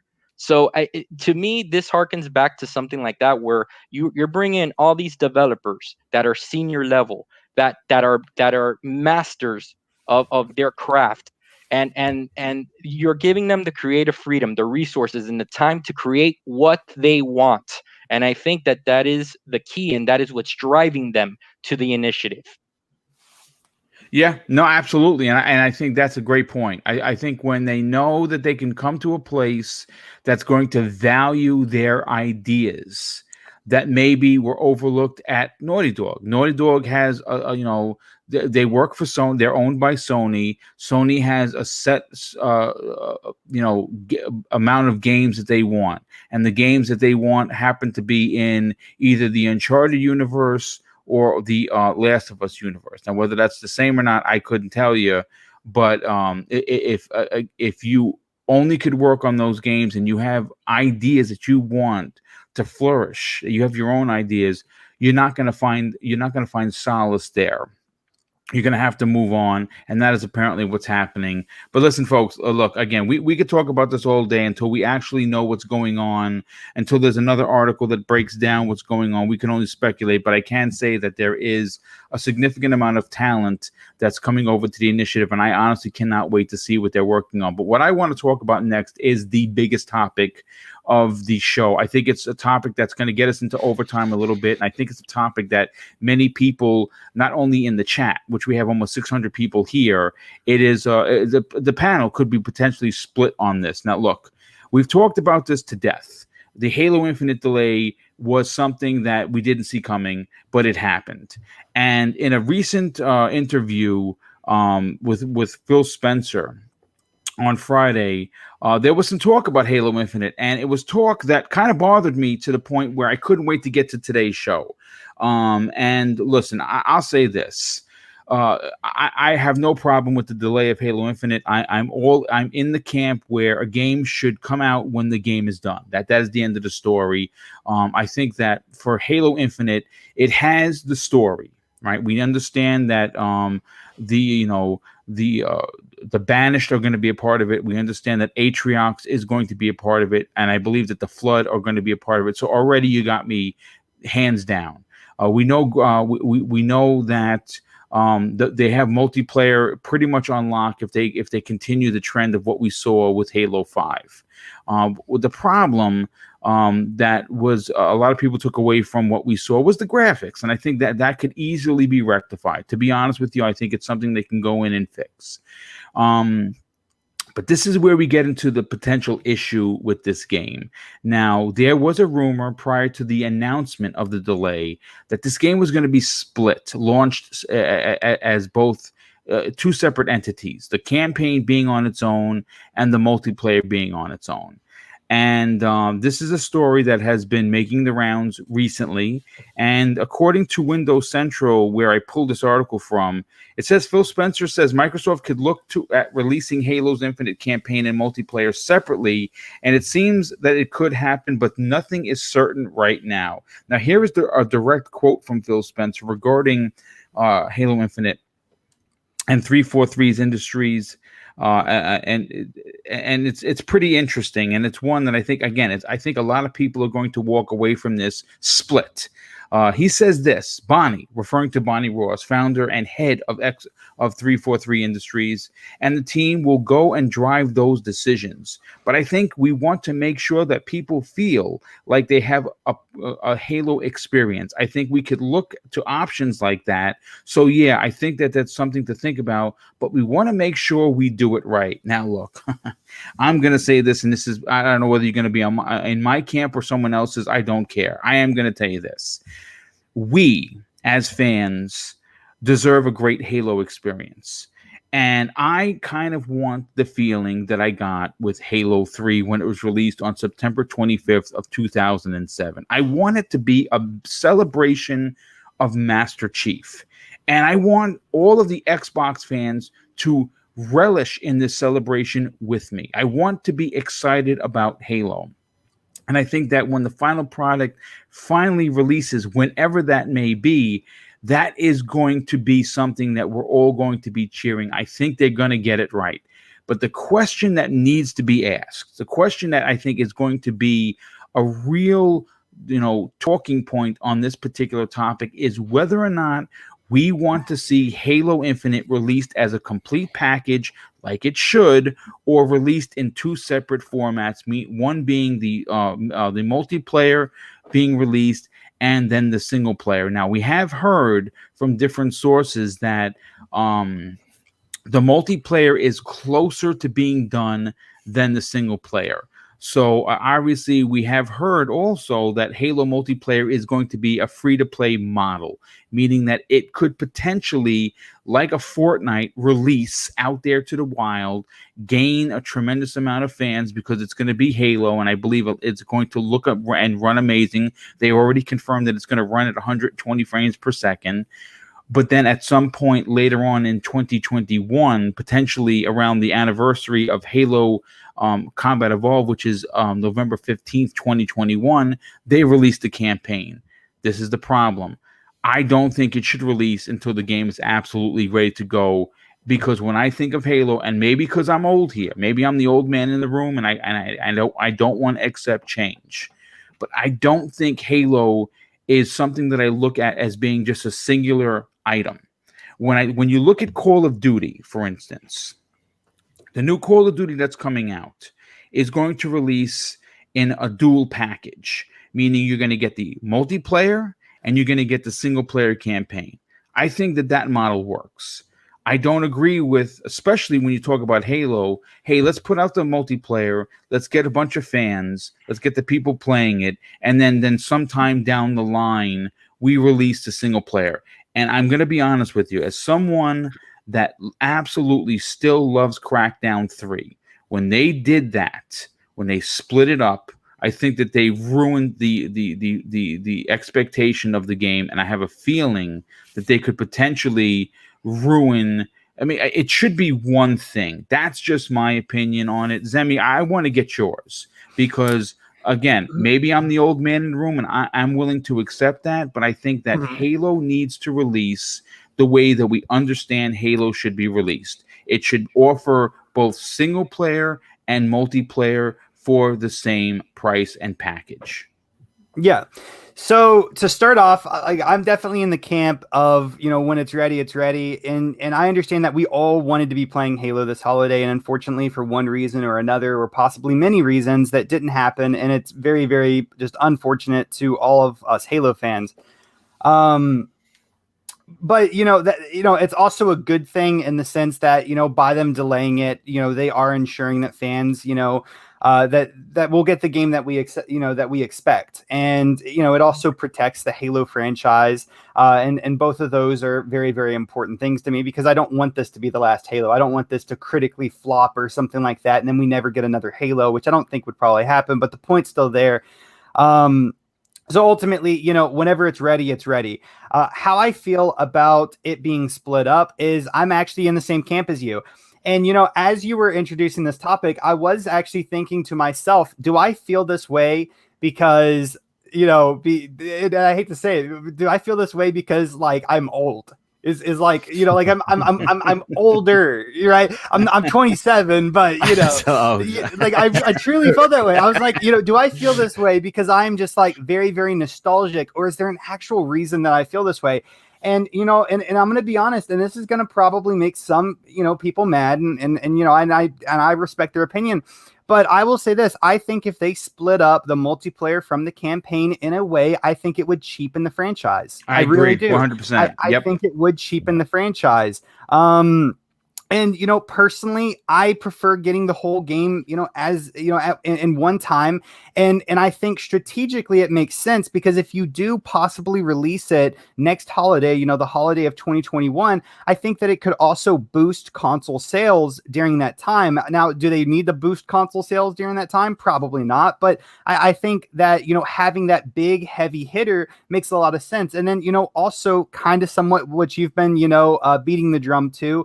The anniversary of, the very first Halo game, the 20th anniversary is going to be next year. And there's some meaning to that, right? Of releasing it on that day, which would fall in, to the holiday season as well. And I think from, a business standpoint, from a marketing standpoint, that makes a lot of sense. However, on the flip side, I could see, for one reason or another, them releasing the multiplayer separate from the rest of the game. And I could see how that could potentially make sense. For instance, I believe the Monster Energy drinks with the double XP is already out. And they have, like kind of confirmed that, like all of that double XP will be, usable in 2021 whenever the game comes out. But, there is the possibility that there might be other other events, or promotions that might make an early release for the whole, for the Halo multiplayer, advantageous for Microsoft to go ahead and release. And, for that reason, I could see it potentially happening. But for me, for my selfish self, and I think it also makes business sense to do it like this. I think I would definitely prefer them keeping the game together. That way, holiday of next year, it releases, it gives a big boost to sale. It drives a lot of excitement to the Xbox brand, because, their flagship franchise is coming out, and hopefully it's a banger.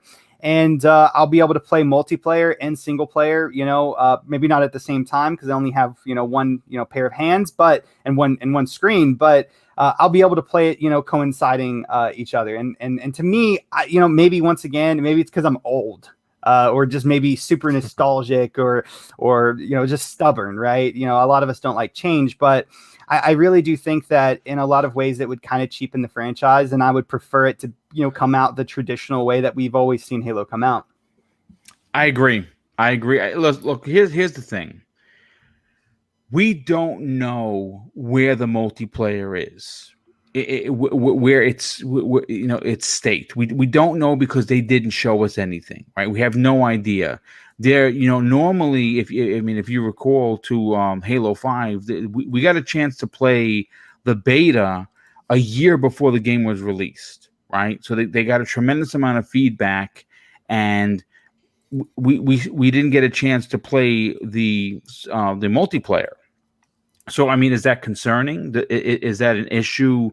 That is that a suggesting that there could potentially be an issue? Look, here's the thing. Look, you're gonna think I'm a lunatic for this. As of this show, it's 391 days until the anniversary of Combat Evolved, which is November 15th, like I said before.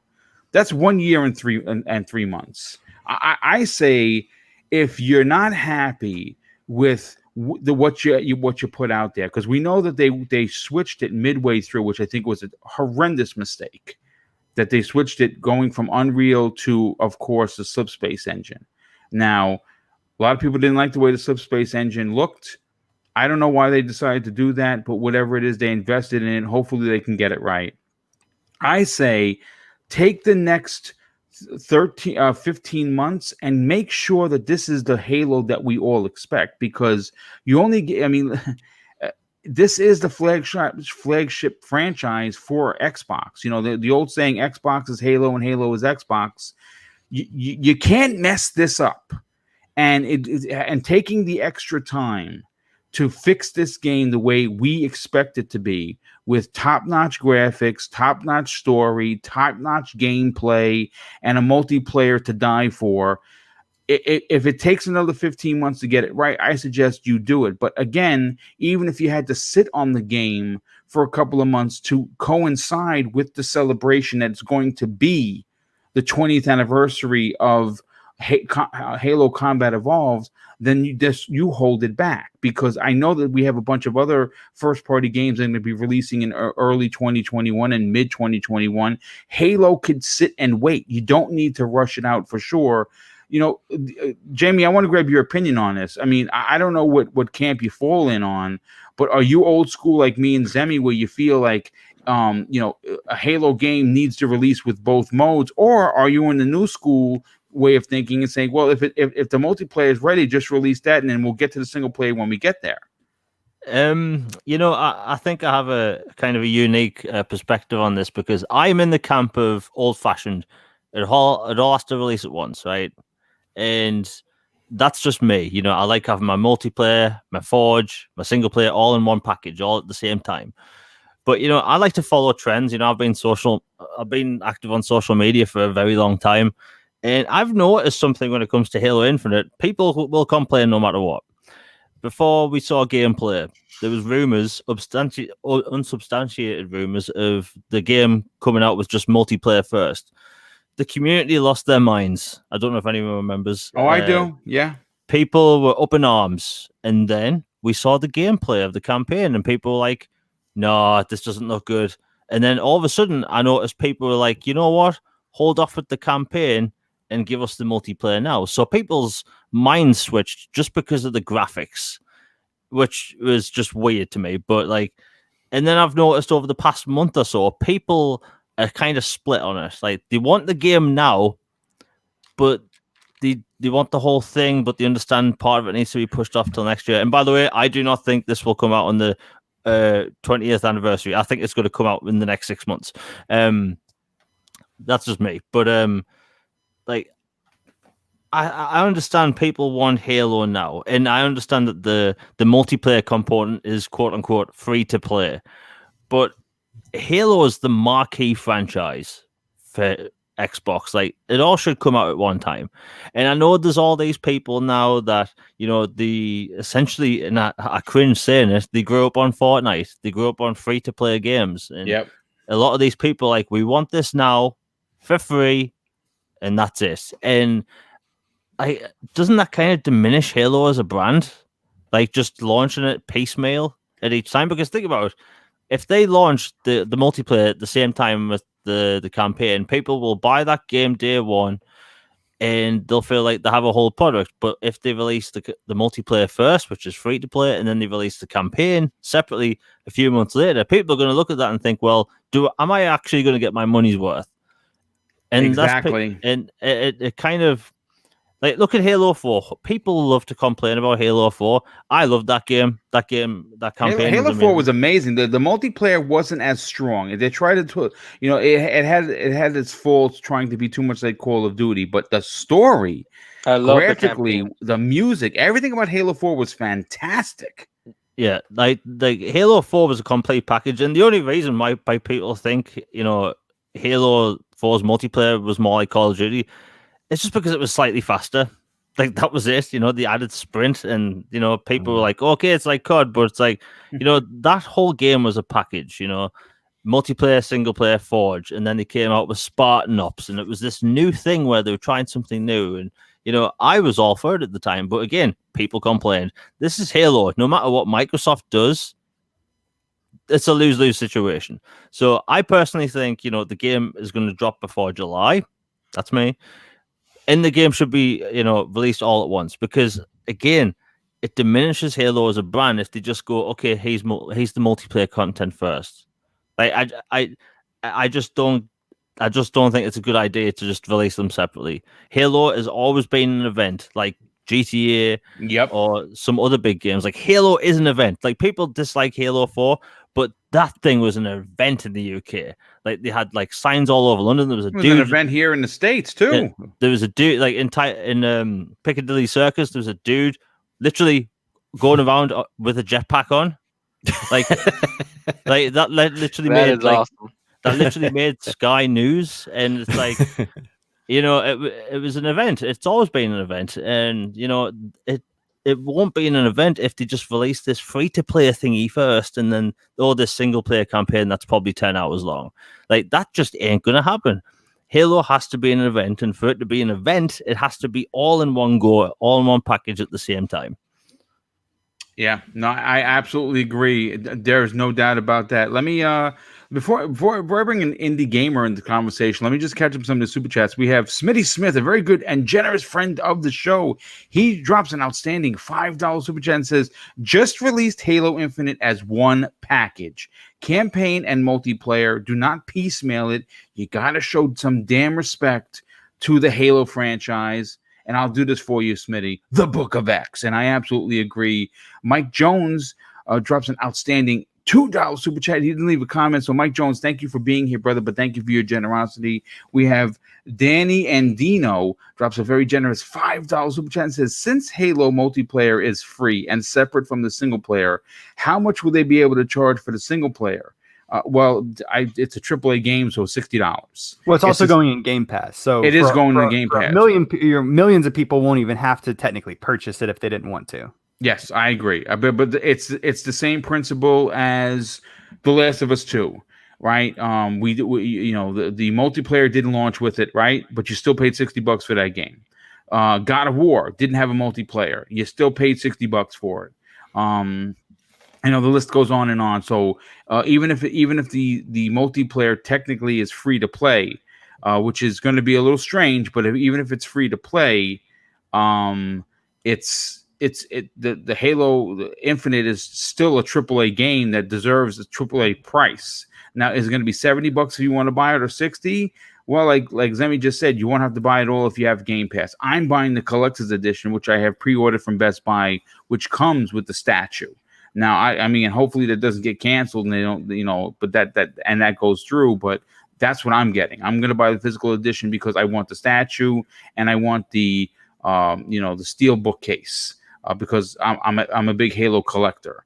But Indy, I want to bring you into the conversation. You know, when you hear this, and again, this is something that Phil said, but he didn't say definitively it's going to happen. He said this decision is going to be left to, of course, Bonnie Ross and that team, which I gotta be honest. I gotta be honest with you. I'm just a little nervous about some of the judgments they have been making recently. Now, I'm not going to talk bad about the team because I'm just a stupid podcaster who have no development skills whatsoever. That team at 343 is ultra talented. There's no doubt about it. But, you know, again, this is one of those things that I think could make or break the company. I say you go traditional and you release this game. Now, like Jamie was saying, if it releases in July, so be it. If they don't want to hold out until the 15th of November, 2021, I hear you. Not a problem. But the game's got to be done right. And it's got to be released as a total package. At least that's what my opinion is. What's yours on this, Indy? Mine on this one is becoming more common. More I hear people speak by the sounds of it, and it definitely is to release it all together as one thing. Like Halo is, like everyone said, I apologize for repeating everything, but it's the big absolutely. event.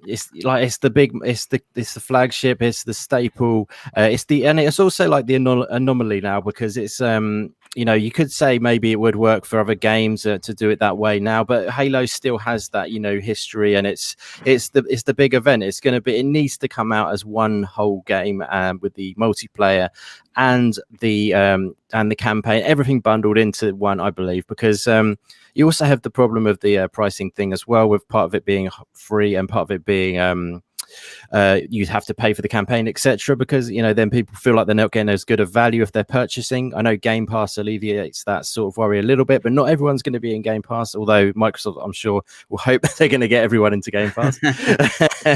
But yeah, no, I definitely feel like this it needs to come out as one thing. It's like it's the event, isn't it? It's going to be, oh, come on, we've got more jetpacks in Piccadilly Circus. Sounds great to me. But yeah, no, I'd love to see it come out as one thing. I feel like they've made the mistake with and they've gone back to the drawing board. I feel like they really need to just nail it this time, get it all together, regroup. I feel like it's going to potentially come out towards the end of next year. That's my opinion on that one. I think it maybe go around September, October, maybe next year. Just a prediction there. Yeah, but I'm with you again. Like, really, just want them to take as long as it takes to make it perfect. Because I could wait as long as they need. It's within reason. You know, a couple of years even. You know, I just want them to make it the beast of a game that it can be. To bring back all those great memories of the probably the first 3 Halos are my favorites. 4 was still good, but you know, it started to move aside a little bit, but then I'm drifting off the point. But yeah, Halo is an amazing franchise, and I have so many great memories of it. And you know, it would be great to see it on top form again as a system seller. You know, it's a great franchise, and I think it works best as one package. Maybe I'm old-fashioned again, like everyone else has been saying, but usually I actually feel like I don't sound funny or anything, but I feel like I've moved with the times quite well, to be honest. But I feel like this instance is actually an instance where it needs to still go with the traditional method of releasing it all together. Something like I say, some of the games it would work for, but with Halo, it's the staple franchise that I feel needs to come all together personally. Yeah, and I agree, and I think it's the same principle like trying to release Gears. If you told me you were going to release Gear 6 with in separate formats, I'd be like, are you nuts? What? Yeah. What is the point of that? You're telling me you're going to give me multiplayer separately from the single player? Oh, I don't like that at all. And listen, I have no problem with change. I'm okay with change. Exactly. But I think there are certain things, Indy, that you just need to leave be. That's true, and like it takes away from the hype of it as well. You're sort of dividing the hype, aren't you? You know, if you have it all into one, you can really focus that hype on, you know, Halo's coming on this date, you know, and really get everyone hyped up for it and stuff like that. So it's sort of, yeah, I feel you're right there, my friend. I'm interested to hear what everyone else has got to say. Yeah, no, well, you know, Sean D, let's bring you into the conversation, because obviously this is a hot button topic. Now, granted, a lot of us are agreeing, but I think, you know, a lot of us are also agreeing in our own separate ways, and we're giving, I think, solid points to why we're agreeing, because that's the one thing I love about bringing all these different people together on these shows, is that we don't always agree. We're not a bunch of yes men. But at the same time, even when we agree, we still have valid points. I'm interested to know yours. Should Halo Infinite release as a full package, or are you okay with potentially a new school way of doing Halo and releasing these two, the multiplayer and single player separately? So I do agree with you guys so far. So John, it's up to you to be different. Laying on the pressure. I actually, you'll be surprised at my answer. So I definitely think they need to come out together more than anything, just to not receive any more flack. Like, they don't need any more just random I hate this against Halo. And the best way they can avoid that is just by releasing it all together. But I will say, like, I know Phil Spencer's like a wordsmith, and a lot of people get caught up by what he says, but I'm just going to like break down the first 2 lines of that statement. He says, Bonnie and the team will will go drive those decisions. That's his way of saying ultimately it is their decision, right? But he immediately follows it up with, but I think we want to make sure people feel like they have a Halo experience. And as far as I know, every Halo experience has been multiplayer and campaign released together. Yep. So as far as I'm concerned, it's like when your parent tells you, like, you ask for something and they'd be like, "Oh, we'll talk about it later." Yeah. We all know that means no. Like, I'm not going for it. So I don't think we really have to be worried about it, but I do think it wouldn't be I don't think it would be a great idea to release it separately. As far as this whole Kotaku article, shameless plug, my last 2 videos covered both of these. So if you guys want to check it out after the show, feel free. Yeah, I don't think I just don't think it'd be a good idea for them. Remember when Black Ops came out with just the multiplayer? Yep, that's a great point. And in the end, I mean, as many people who are for the multiplayer, if Halo comes out with just the multiplayer, I'm going to feel kind of sad because I don't really do a lot of Halo multiplayer, but I did really like the story and I want to see the story continue on. So while everybody's playing the multiplayer and they're happy, I'm over here like, well, I guess I'm still waiting for Halo, really, you know? So I don't think it'd definitely be to their detriment to me that they would separate the two. I absolutely agree, 100%. Real quick, before I get to your opinion, John, let me just catch up with some super chat. We have Pixel Bit G drops an additional, wow, very generous $5 super chat and says, if 343 releases half of Halo, it will be absolutely review bombed. Xbox would be a fool to set up Halo for failure. Release all or nothing. I agree 1000%. Bando Fox drops a very generous $2 super chat and says, why is no one talking about the gunk? I mean, listen, dude, the game looks great. The reason why we're not talking about it is because there's been no new information to relay past what we saw. We know it's coming out in 2021. I can assure you that when there's a news story or some sort of new video about gameplay, it will be discussed on this particular program. It's a platformer, right? Or at least it appears to be so. It's one I'm definitely going to be interested in playing. So we will talk about it for sure when the time is right. We have DeAndre Banks drops a very generous $2 super chat and says, have you guys seen the Series X gameplay of Modern Warfare? Wow. No, I have not. And it's something I cannot wait to see. Now, I got almost every achievement in that game. I don't know if I'd play it again, but I just to see what you're talking about, I actually might. But John Wolf, let's bring you into the conversation. I know that you're leading us up to some sort of a shock value of what you're going to say, but I mean, listen, Halo is. I mean, it seems like everybody on this panel is very Halo traditional. What's your new school take on this?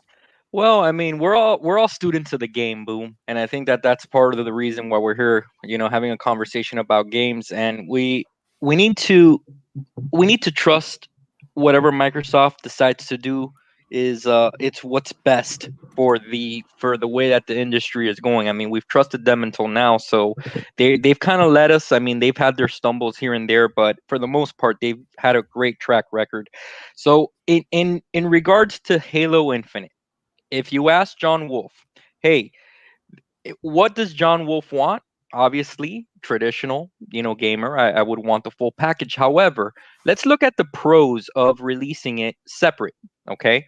We know that it's going to be free to play. Okay. That's going to be an introduction to a bunch of people that probably would not buy Halo Infinite.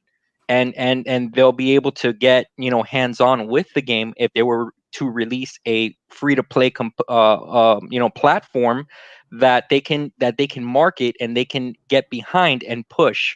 Okay, and that can be their sole focus. That also gives you the opportunity to split 2 releases of Halo in 1 year, and you can say, hey, coming this summer, for example, summer 2021, the Halo multiplayer experience, and here's Here's where I think that they're going to get everybody by surprise, okay? I think that there's going to be a battle royale component to Halo. And that is what they're going to lean heavily on to be able to push this forward, to be able to say, this isn't your traditional Halo where it's one confined package. This is, and they've come out and they've said this themselves. This isn't new. They've said that this is a 10-year plan that they have with Halo Infinite. This is going to be an evolving Halo. This isn't another numbered series. So since it's going to be evolving, I do think that there is a small chance that they might try something new here. That'll also bring in more people to Game Pass when they can say Halo Infinite's campaign is ready to go. Here you go, guys. That's going to bring more subscribers, obviously, to Game Pass. But at the same time, you can get all of those people that don't care about Halo, that are like, it's just another Halo.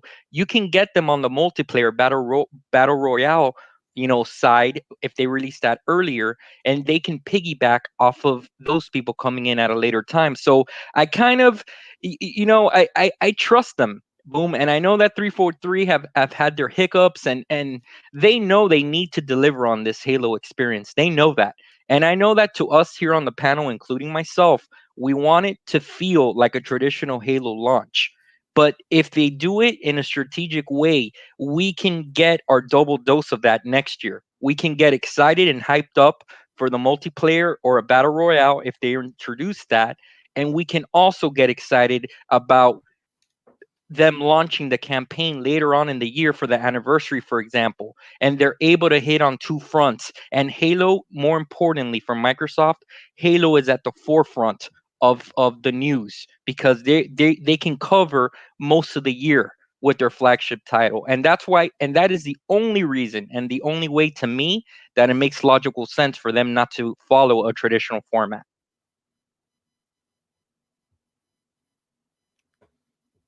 I think you're muted, Boom. Boom, you there? Nope.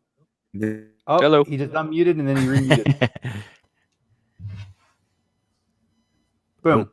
Boom. Oh, show and tell there, guys. Yeah. I hit the button, it didn't go through. Okay, There we go. yeah, what do you call it? Thanaros brings up a great point. He actually drops an outstanding and very generous $5 super chat, and it's what he says that makes a lot of sense.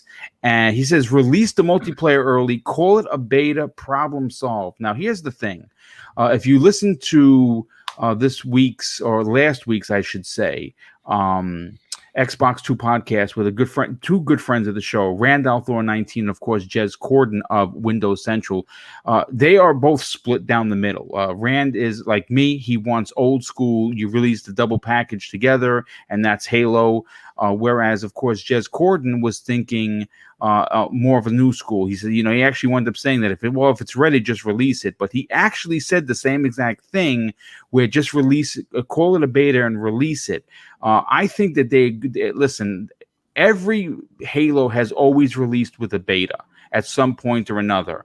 I would find it extremely disturbing if they would release the game without a beta, at least a beta that you can get, 3, 4, 5, 6 months worth of fan feedback to see if we're digging what they're putting down. Well, and I think another, inclusion to this idea of a beta, though, as well, is that you have your traditional betas, like what we see, like what we just saw with the Call of Duty, Cold War, Black Ops beta, right? Right. And, yes. and Halo has traditionally had a beta, similar to that. But we're now, like in the new age of gaming, for a lot of companies, beta has actually somewhat lost like its actual meaning. For instance, we see, I think Warzone was in beta for a very, very, very long time, and it was pretty much exactly what it is right now. They just eventually removed the beta from it. And so like we're seeing more and more, it almost seems like, these companies are putting out a full multiplayer experience, but labeling it as a beta. So if something's wrong, they don't get flack for it, if that makes any sense. No. And so like I personally still would kind of not want to see Halo take that route of releasing the full multiplayer and then just slapping the word beta on it because it will make everybody feel better. I think if they want to release the full multiplayer, then do it, but don't label it as a beta to try to, make people feel better. You know what I mean? be confident, and it loses its sparkle if they do that. I think you need to be confident with it and just put it out there. And I think there should be a beta, but there should be like a traditional Halo beta of, like you get like 2 or 3 maps to play on in a couple of game modes, and you just go in and you play it for like a weekend or maybe a week, and then the beta is gone. Like I don't like the idea of having like a prolonged beta that lasts for months and months and months and is pretty much the full multiplayer experience, but it's just being labeled as a beta. Definite. Yeah, no, I absolutely agree. Well, listen, folks, I tell you what, we just hit the 2-hour mark, and this has been a great show. Now, before I forget, we also had actually two more super chats that came in from Viper the Red. He drops very generous $2 super chats. He says they need to bring both at one to play and so he can play single player first, which is what I would do. He also says on the second super chat for $2, the only BR is. I want in Halo is the battle rifle. I mean, listen, I know that actually 343 actually said that very early. They don't want a battle royale type system. I actually don't mind having multiple modes. I don't mind Warzone. I don't mind a battle royale, even though I wouldn't play it. I would play the traditional big team battle. But that's where I've always enjoyed Halo multiplayer, is a big team versus big team. I enjoyed Capture the Flag. I never really dug the shotgun one. I'm not a big fan of that one. That one's always seemed to me is like the Infection. Is that what you're talking about? No, the one where you actually just use shotguns throughout the whole thing. Oh, okay. Yeah, it's never been a mode that I enjoyed, but big team battle has been is something I've always enjoyed, and Capture the Flag has always been great, especially if you get a good crew. Then that works real well. But listen. However it goes, I hope that the decision that's being made for Halo is the best decision for the classic franchise. And I think rushing a multiplayer mode out just to get something out there that says Halo is a mistake. You currently have the Master Chief Collection, which was just announced today at 120 frames per second. There's more than enough multiplayer for us. If you are a diehard Halo fan, there's more than enough multiplayer coming on November 17th, and it's going to run at 120 frames per second. I say you don't release this in a separate package, and you wait until everything is running at top-notch speeds. To release it half-cocked is the potential to ruin this franchise, and no one will ever have confidence. I mean, people are already on the edge of madness with confidence for 343. And I'm sorry, and again, that could be a topic for another whole show. We could spend 40 minutes on why 343 doesn't have the confidence of the community. It's very easy to see. It's not being me being a dick. It's the reality is they released the Halo Master Chief Collection. It was a disaster. It's great now. And it's going to be even greater at 120 frames per second. They released Halo 4. Story was great. Multiplayer, not so much. Released Halo 5. Multiplayer, great. Single player, garbage. So they technically, they have yet to release a full package that everything was, is hitting on all cylinders, depending on who you ask. I know that there's going to be some people in the chat that are going to be booing me because I didn't like Halo 5. I despise Halo 5 story. I don't even just dislike it. I loathe it, to be honest with you, because it took me 2 years after it released to finally beat it just to say I beat it. That's how much I didn't like it. So I don't want to see that happen again, and I'm hoping that they do get this right. But listen, folks, it's been a great show. I want to thank everybody for being here. And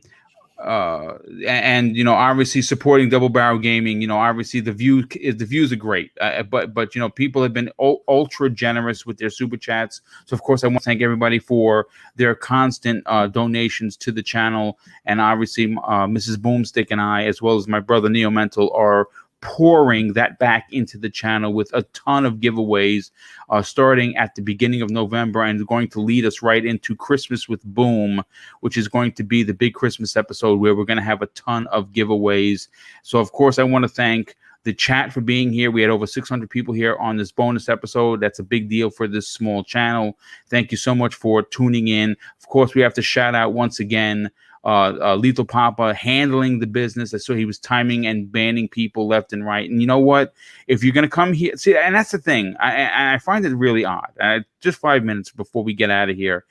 If you're not an Xbox fan and you have a hate for the brand, you got to ask yourself, if you're in the right headspace, why you would tune in for a 2-hour plus Xbox show. You got to ask yourself some life questions. Look in the mirror and say, what am I doing? Because to come here to be a dick, it just doesn't make any sense. I don't get it. We don't dump on PlayStation on this channel. So why would you come here to dump on Xbox?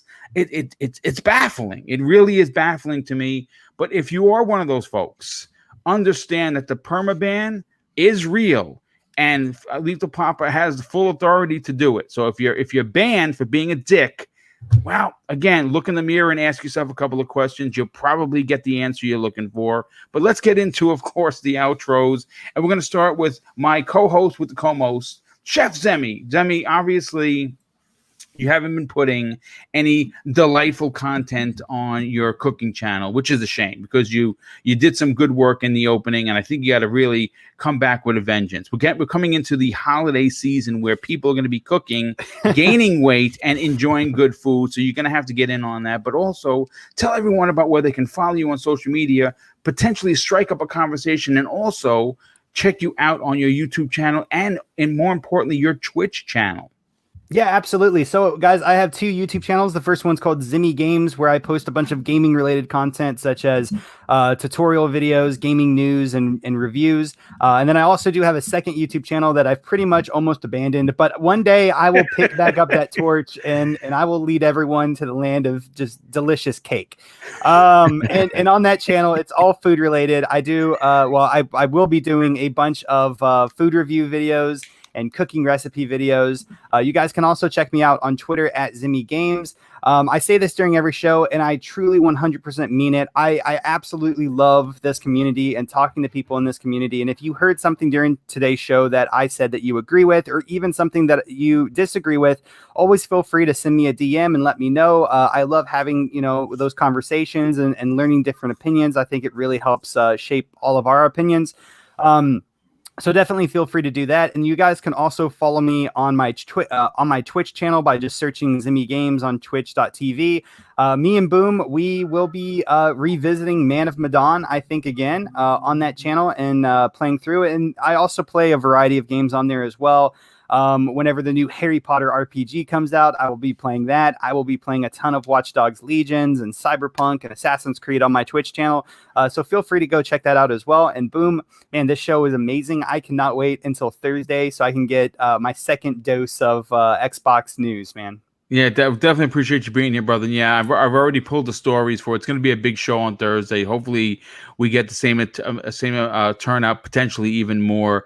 Let's get to the Elusive Gamer, Jamie. Your channel has exploded on the scene, and of course, you're no stranger to this community. You're very active within Twitter, and of course, your channel is a fantastic way to get unbiased Xbox news. Why don't you tell everyone about where they can follow you on social media, but more importantly, subscribe to your YouTube channel?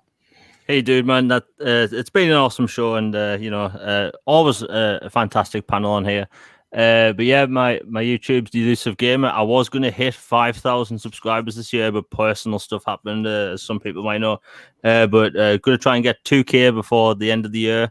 I have a video coming out this week. Again, I make Xbox content, no fluff, no bait, no negativity or forced negativity. And the video that's coming out this week's it's cost about 10 hours of my life to make, so it's a big project. And yeah, I've just bought a new PC for future content, which is a big investment in the channel, and I have a lot of exciting stuff going forward, especially if you like Xbox stuff. And my Twitter is Jamie Moran UK, but yeah, YouTube, The Elusive Gamer. Thank you. Yeah, well, thanks so much for being here. And we're definitely looking forward to that in the future. And hopefully we do see you hit 2K at the end of 2020. That would be big for you and, of course, your channel. Next up, we're going to go to the Indie Gamer. Indie, you have been making the rounds as well on social media. Not only that, you are a mod on my program because obviously not only do I trust you, but we are brothers. And I definitely think that you bring a sense of real honor to holding the position of being a moderator. And that's why you are one. Tell everyone about your outstanding YouTube channel, but more importantly, where can people tune in and reach out to you regarding the indie scene? Thank you so much, Boom. Your words are always so kind, and they really do mean a lot, honestly. It's been such a pleasure, as always, hanging with you, Boom, and Demi. Obviously, you guys do such a great job together, teamed up. It's a wonderful show you run. I don't know how you do it, Boom, how you put so many shows together. You literally have got shows coming out of every corner, pretty much every day, I think it is, and they're always top quality. That you keep the quality level at such a high standard. So I really admire you for that, my friend. So, but thanks again for the invite to come on today. You can, if you did want to find me, my channel is all about indie games, as you might have suspected by my name. Yeah, so I have a YouTube channel, which is The Indie Gamer, which is YouTube / The Indie Gamer, all one word. And you can find me on Twitter as well at indie_gamer_01. And yeah, like I say, my content is all about sharing the love for indie games, discovering new games maybe that you haven't heard about.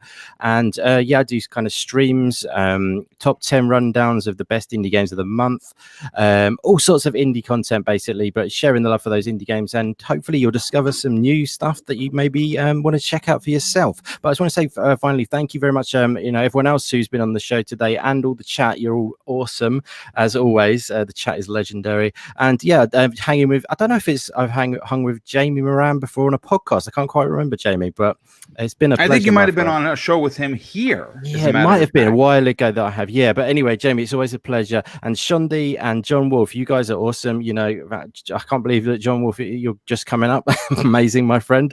And Shondi as well. And of course, Mr. Boom and Zemi, always legendary, my friends. So thank you very much, literally everyone. You're great. Well, thank you for being here as always. Always a pleasure to work with you. Thank you, and definitely glad to see that your channel is getting bigger because obviously the indies deserve a champion, and you, my friend, are that champion for the indie community. You. And that means the world. That's good. We're road to 1K. We're about 925 subscribers. So road to 1K, my friends. No, well, listen, folks. Let's get into folks. Listen, if you're a fan of me. If you're a fan of my work, then I applaud you to head over to Indy's channel and all this information. It's one click, man. Get over there, sub this dude's channel. Let's get him to 1K.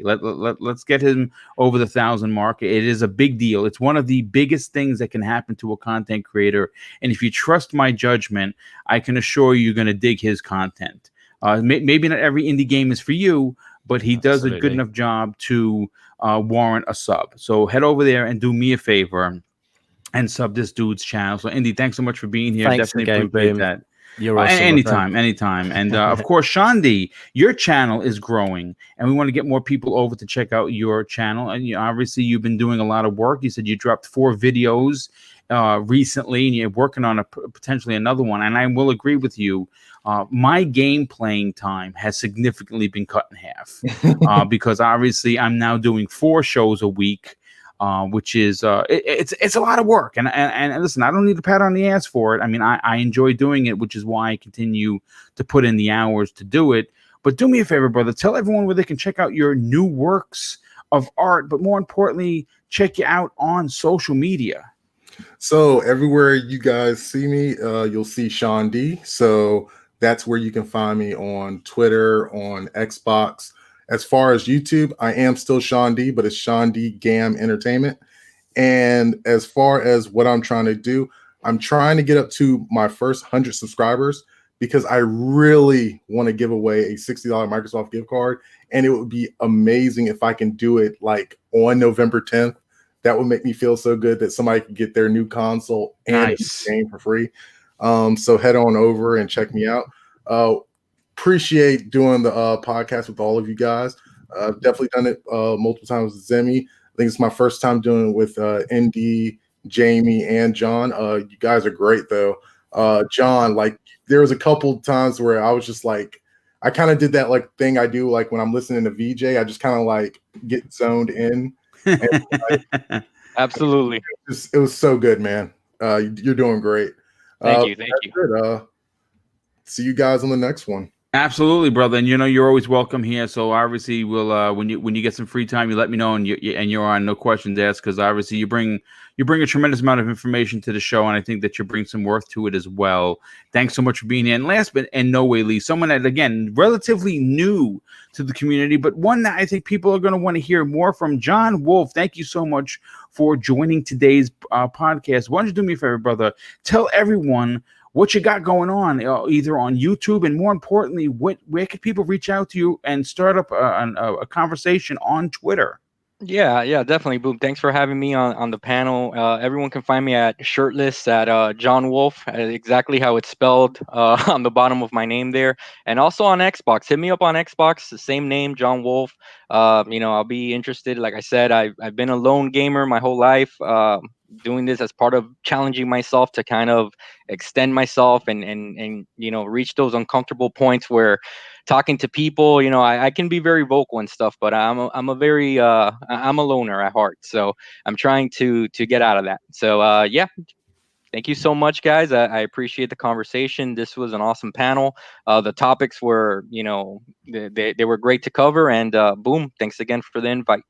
No, and no problem, John. Anytime. And listen, folks, it's been a great show. Hopefully, you enjoyed yourself enough too. Before you get out of here, hit the like button, and of course, if you're new to the channel, give us a sub. And obviously, if you are an Xbox fan, you could return to the same bat time, same bat channel this upcoming Thursday, where we're going to have the new episode of the Xbox Factor podcast. And of course, that crew that you know and love is going to be there. It's going to have VJ, who is also very opinionated, Zemi Games, Boxer Bear, Mr. Badbit, and eventually we will get, of course, our